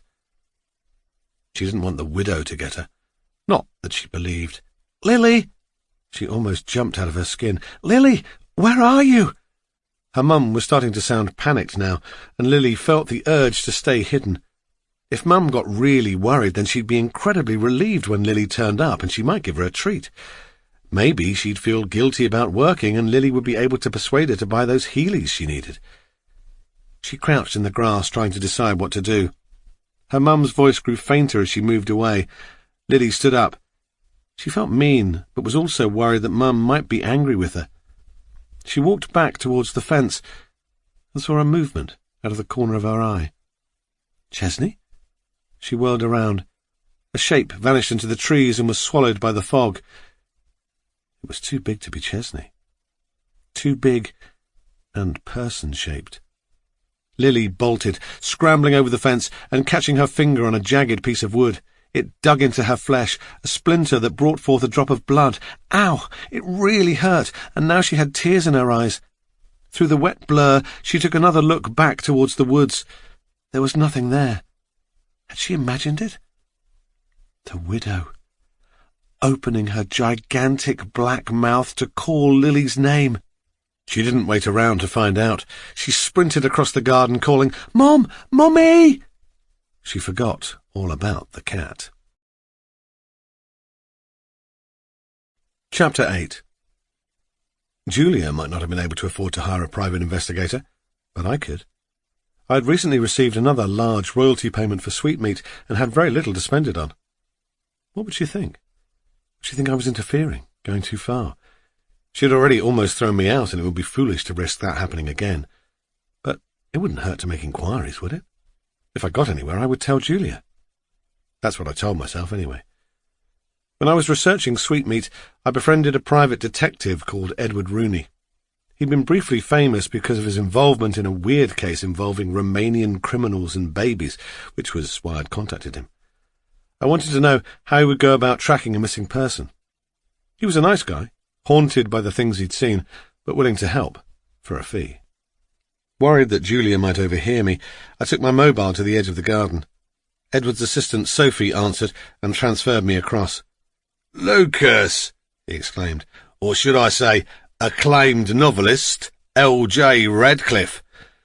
I don't know about acclaimed. "Ha!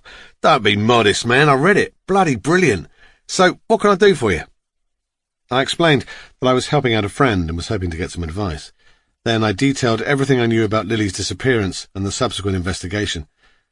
The police have given up, apparently, convinced Lily drowned, but Julia doesn't believe they did everything they could to find her, that they gave up too easily.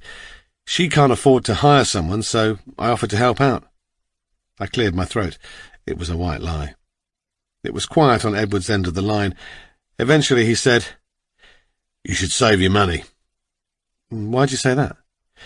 "Because in cases like this, when it involves kids, the police always pull out all the stops, especially if the parents are nice and middle class. I don't think an investigator would be able to find out any more than the police did, and it's just going to stir up all the hope in your friend's heart again." I thought about it. But if we can set Julia's mind at rest, so she knows the police explored every avenue? He sighed. "All right. You're not going to let this go, are you?" "I don't want to." "OK, look, I'm busy at the moment. There's no way I can schlep all the way to Wales. But I do know someone who lives in Telford, just across the border. Let me text you her number." "OK," I said. I have to admit I was disappointed. Edward's text arrived a minute later. I looked up at Nithe Bran and shivered as I remembered my half-dream, the bleeding walls, the sense that the house was alive. I ought to be in there, writing. The problem was, I had an itch now. I wanted to know what had happened to Lily, and not just because I couldn't resist a mystery. I imagined myself finding her, bringing her to Julia, the tears and the joy that would follow. Even if the chance of this happening was 1,000 to 1, the image was powerful enough to compel me to do something. I called the number Edward had sent me. Zara Sullivan wasn't busy. In fact, she told me she could meet me in Bedmar in 2 hours. While we were on the phone, she looked up cafes in the town on TripAdvisor and told me she'd be at Rhiannon's cafe at 1 o'clock. "I'll be wearing a red baseball cap," she said, then hung up. I stared at my phone. Was she for real, or was Edward playing a joke on me? I arrived at the cafe 5 minutes late. It was the kind of place I'd usually avoid, chintzy and dimly lit, all pots of tea and scones, frequented and staffed almost exclusively by the over-60s. There were a number of paintings on the walls depicting mining scenes, men heading down the pit, women with babes in arms watching them go. Among these, the same picture that hung in the pub, the woman in red among the trees. Sitting in the corner with a pot of tea before her was a woman in a red baseball cap. She took it off as I approached and shook out her hair, which was blonde and stringy, hanging around a moon-shaped face. It was hard to tell how old she was, somewhere between 30 and 40, though she was dressed like a teenager in a black puffer jacket. She really didn't look like a private detective, but then everyone said I, with my reddish hair and friendly face, didn't look like a horror novelist. "I'll listen to your book on the drive here," she said. "First hour of it, anyway. Not bad." Thanks. "I'm sure the more you write, the better you'll get." She raised a hand and beckoned over the waitress, a sprightly woman in her 70s. I ordered coffee. "Let's discuss terms," Zara said, not wasting any time. Her hourly rate was more than I'd expected, but still reasonable. "I could travel in from Telford every day, but it would be easier for me to stay here," she said, "if you're willing to pay. I like to immerse myself, get to know the locals." That's fine.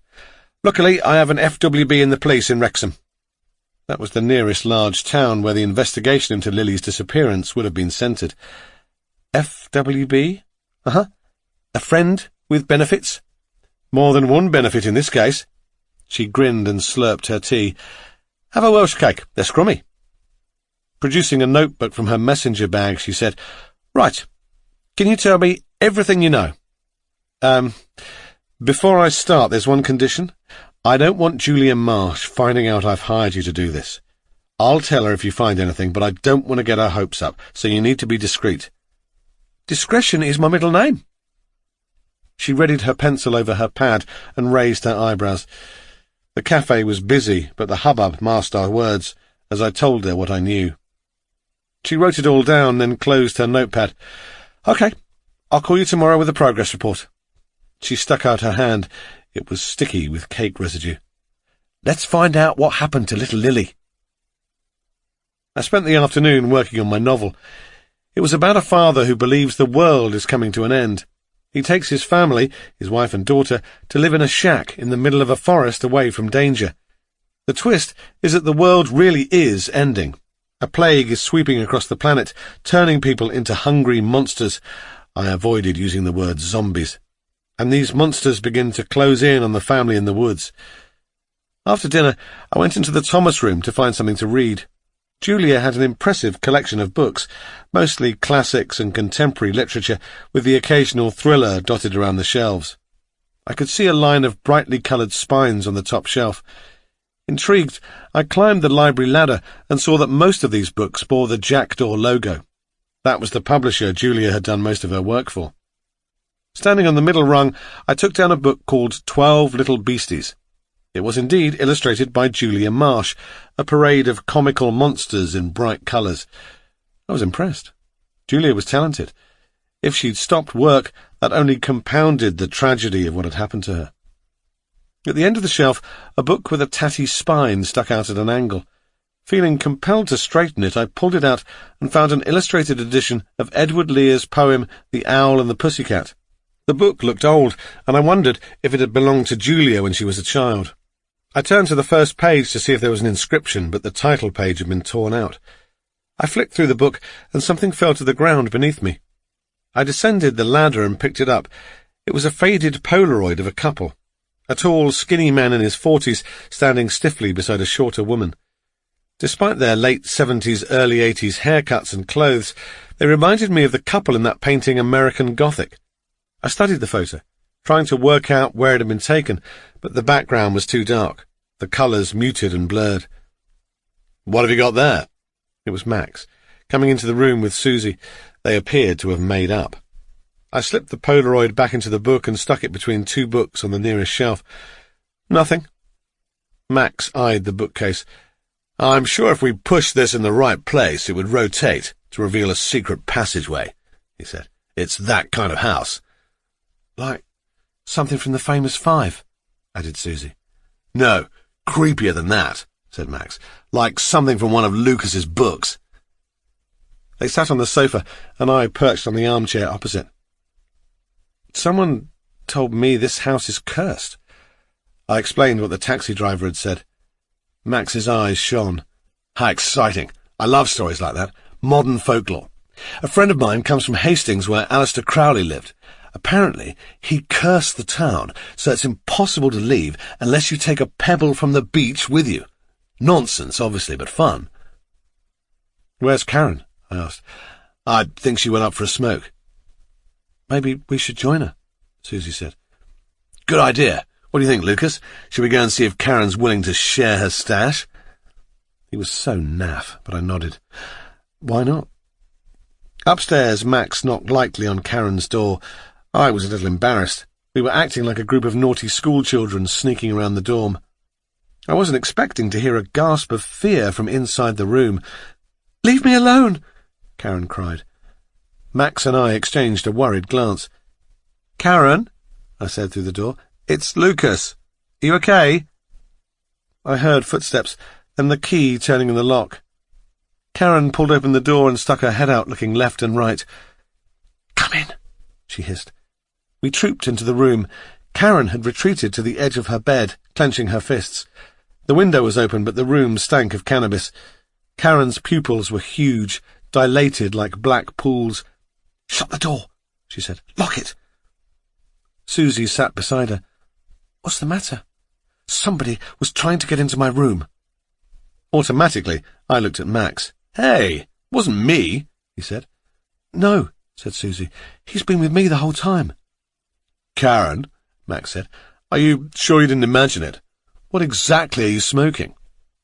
There was a little bag on the bedside table.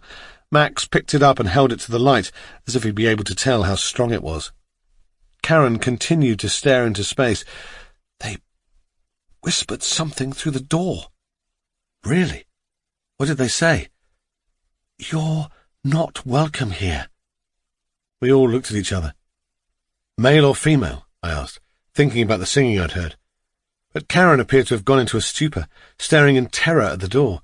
Her face was as pale as the moon that shone through the window. "I'm going to be sick." She rushed from the room, and we heard her running down the hall towards the bathroom. "She's stoned, that's all," Max said. "Pulling a what do you call it? A whiteout?" "A whitey," I said. But Susie had gone almost as pale as Karen. "I wasn't high when someone tried to get into my room." "I told you," said Max. "It wasn't me." He seemed concerned for a moment, then laughed. "It's the curse. The ghost of the dead miner. Woo!" "Oh, shut up, Max." But Susie laughed too. "Are you sure it's not you doing it?" Max said, and I was so deep in thought that it took a moment to realize he was talking to me. "Maybe you're conducting research for your next book, some kind of meta-experiment." "I was downstairs with you, remember?" Well, anyway, it's all quite exciting, isn't it?" We left Karen's room. Max headed back downstairs, and Susie said she would wait to check that Karen was okay. I went to my room. The most likely explanation was that Karen was stoned and imagining things, almost certainly triggered by what had happened to Susie. And Max was lying. He had tried to get into Susie's room, but wouldn't admit it. It was all perfectly rational. So why did I lie in bed, unable to sleep again, imagining a figure on the other side of my door trying to get in? "You're not welcome here."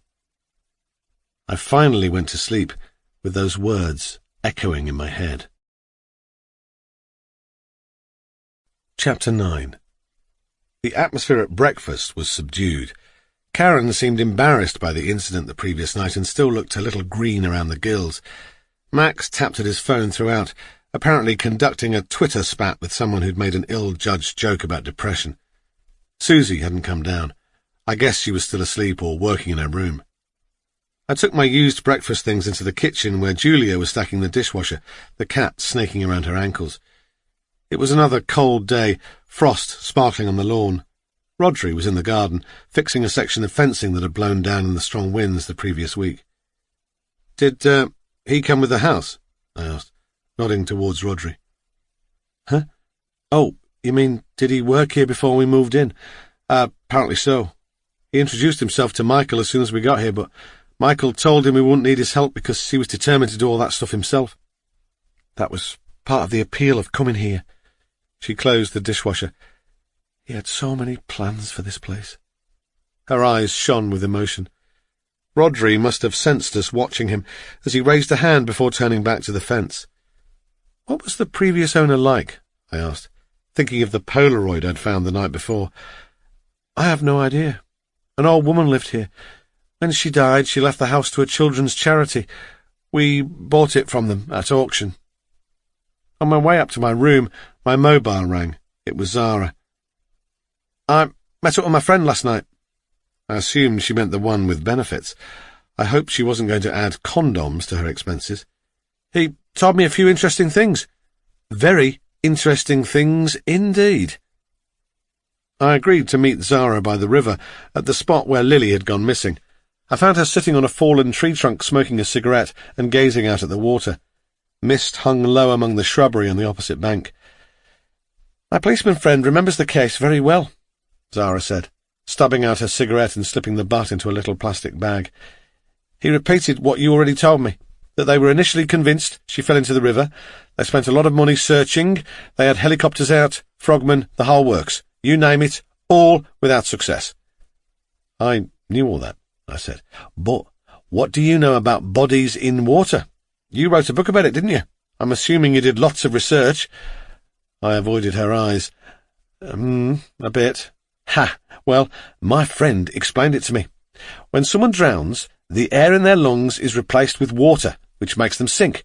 They stay underwater for a while, and, assuming nothing eats them, the bacteria and enzymes in their chest and gut start to produce gas. Methane, carbon dioxide, and some other gas that I can't remember the name of." And the gas makes them float to the surface. Exactly. She produced a Mars bar from her coat pocket and unwrapped it. Want a bit? This conversation isn't giving me much of an appetite. She snorted and sang a jingle from our childhood. A Mars a day makes your teeth rot away. Where was I? Oh, yeah. Lily Marsh didn't float. The police were convinced she would pop to the surface of the lake, but they waited and they waited, and still no sign of little Lily. I stared at her. Now, there's nothing in that lake that could have eaten her up. No monsters living in the woods round here, Mr. Radcliffe, so if she did go in the water, she must have been weighed down, which didn't fit with her supposed accidental drowning, or she got caught on something under the water. Supposed accidental drowning? Yes. If she was weighed down, it must have been murder. But that didn't fit either, because her body would almost certainly be on the riverbed, not in the lake. A pair of moorhens drifted by. When Lily's body didn't appear, the police turned their attention to the mother. I was shocked. To Julia? Huh? Think about it. There were no witnesses other than Mrs. Marsh. They only had her word for what happened. My friend said her distress seemed genuine, but maybe it was an accident, one that she tried to cover up. What kind of accident? The world around us was eerily quiet and still. A songbird called out from a tree above our heads. The water made a rushing sound as it rounded the bend. Apart from that, all was silent. Zara crumpled her chocolate wrapper and stuck it in the pocket of her puffer jacket. Julia admitted to the police that all was not well in the Marsh household. She had to, because they'd had a massive row in the supermarket just before Christmas, in the alcohol aisle. The police found a witness who reported seeing Julia yelling at Michael about the amount of booze he'd put in the trolley. Something about broken promises, about Christmas being ruined. Lily was there, watching. I thought about Julia's alcohol ban at the retreat. Had Michael Marsh been an alcoholic? When they did the autopsy, the pathologist found high levels of alcohol in Mr. Marsh's blood, so he'd been drinking that day. Here's a theory. What if Julia and Michael had another huge row when they were down by the river and she pushed him in? I thought about it. Well, that's possible, I suppose, but what about Lily? The police thought maybe Julia chucked Lily in too, because she was the only witness. That's ludicrous. Or maybe she planned to kill them all, including herself. Murder-suicide. But she chickened out when it was her turn. Or, how about this? Julia pushed her hubby into the water and their daughter jumped in to try to save him. Julia can't swim, so she couldn't do anything to help. The bird in the tree had stopped singing. But that still doesn't answer the question, what happened to Lily's body? Zara shrugged. That's where the police got stuck too.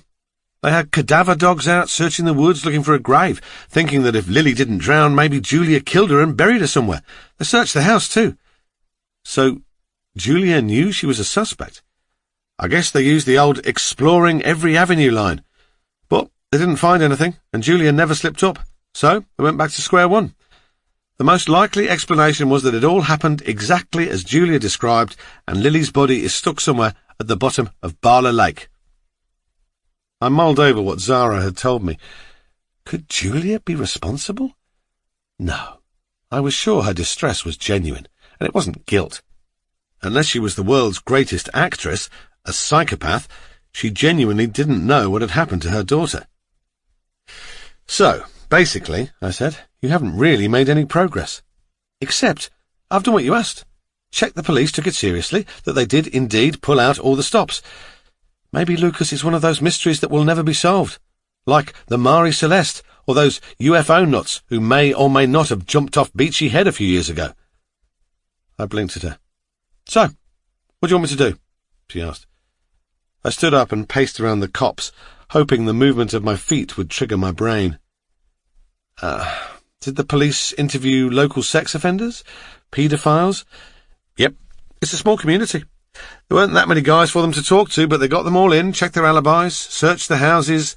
Nada. Well, maybe they didn't search hard enough, especially if they were fixated on this theory that Julia was responsible, or it was an accident. Again, she shrugged. That's possible. You want me to do some digging? I do. She pushed herself to her feet. "All right then. Digging I shall do." We headed up towards the road where Zara's car was parked. The mist had cleared and the sun had come out, bathing the landscape in buttery early spring light. Zara paused to take it in, then looked at me.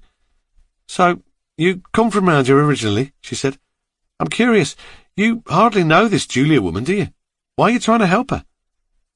I was taken aback by her directness. "I feel bad for her. I want to help." "You sure that's all it is?"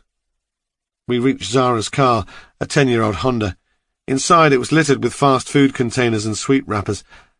"I'm not sure what you mean," I said.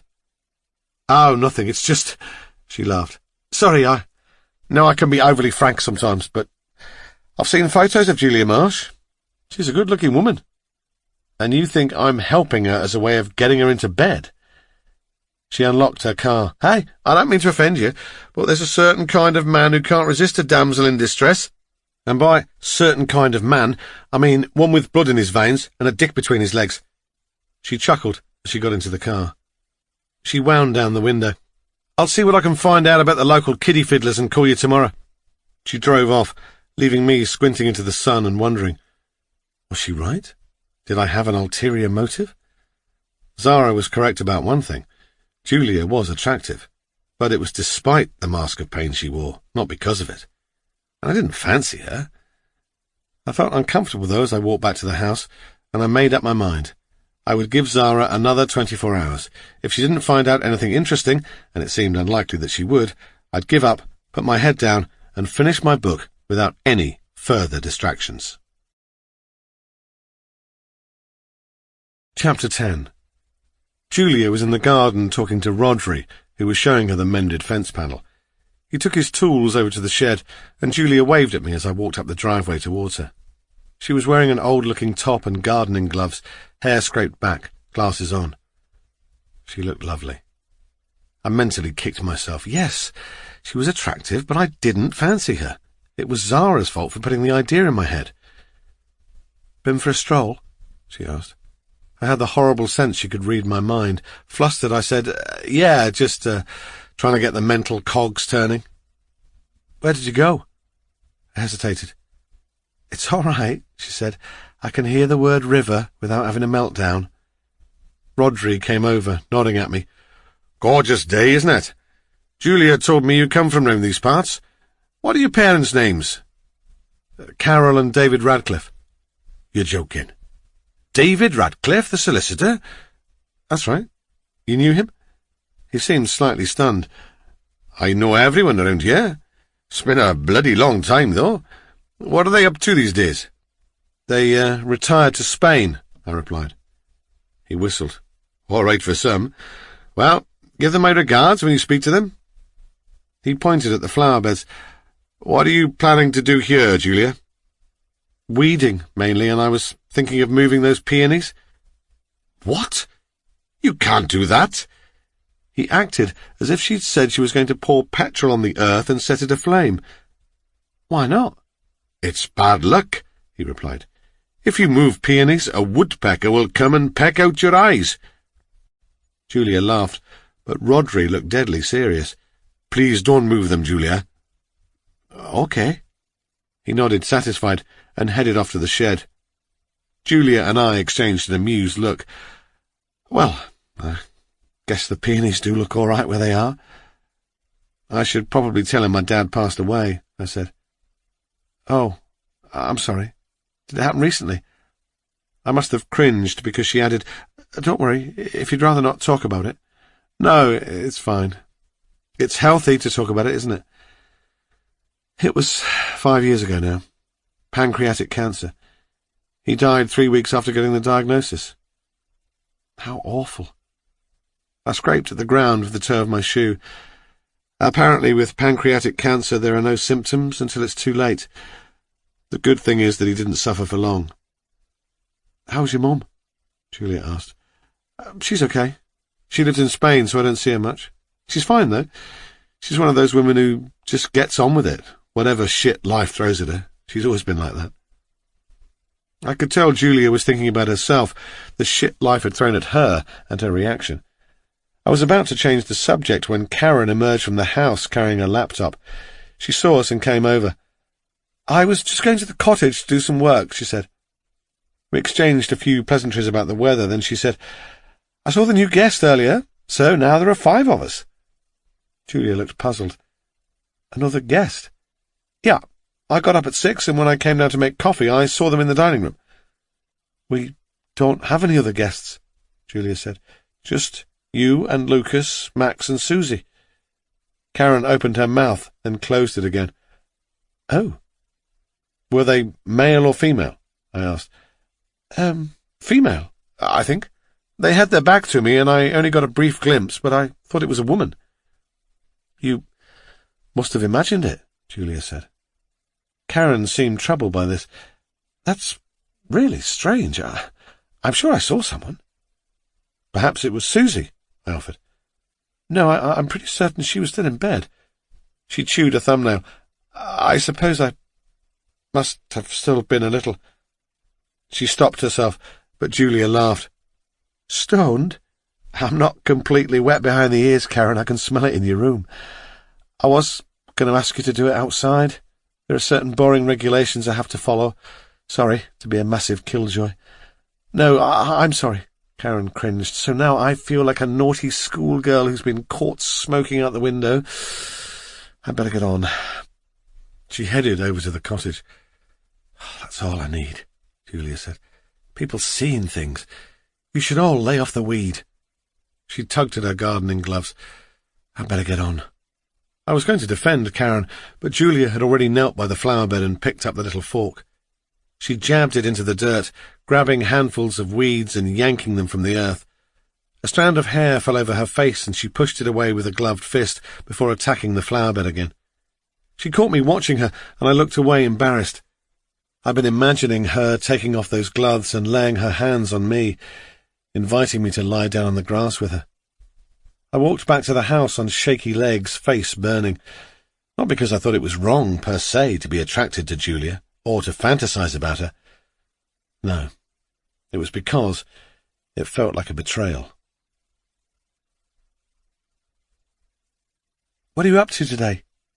"Oh, nothing special. I was just going to carry on making notes for this new idea." "The sweetmeat one? Sounds good." Priya kissed me goodbye and said something else, but I wasn't really listening.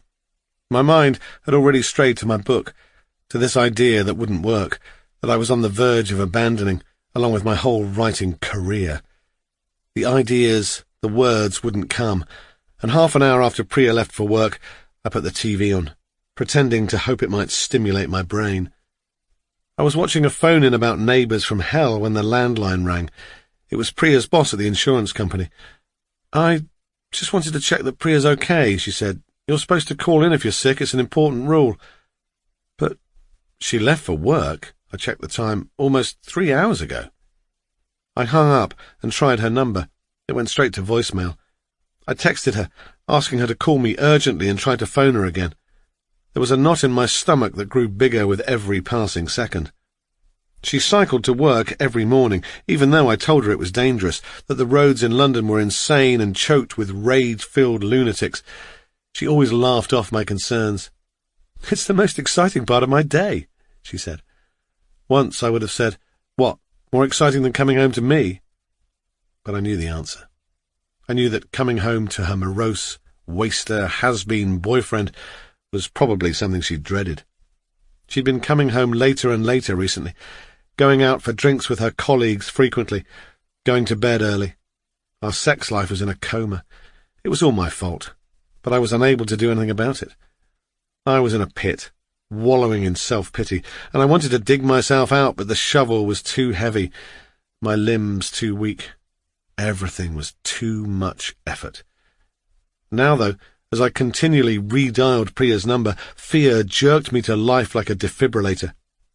I knew the route Priya took to work, through the park and down a maze of back streets before crossing the Thames and hitting the manic main roads of North London. I called the police and the hospital. They told me not to worry. It had only been a few hours. But I knew. Something terrible had happened. I was about to go out to look for her when an idea struck me. Priya's iPhone. I knew her Apple password, so quickly opened the Find My iPhone app and logged in as her. A map appeared on the screen, a blue dot pulsing and telling me that her phone was on a quiet street between Clapham and Battersea. It wasn't moving.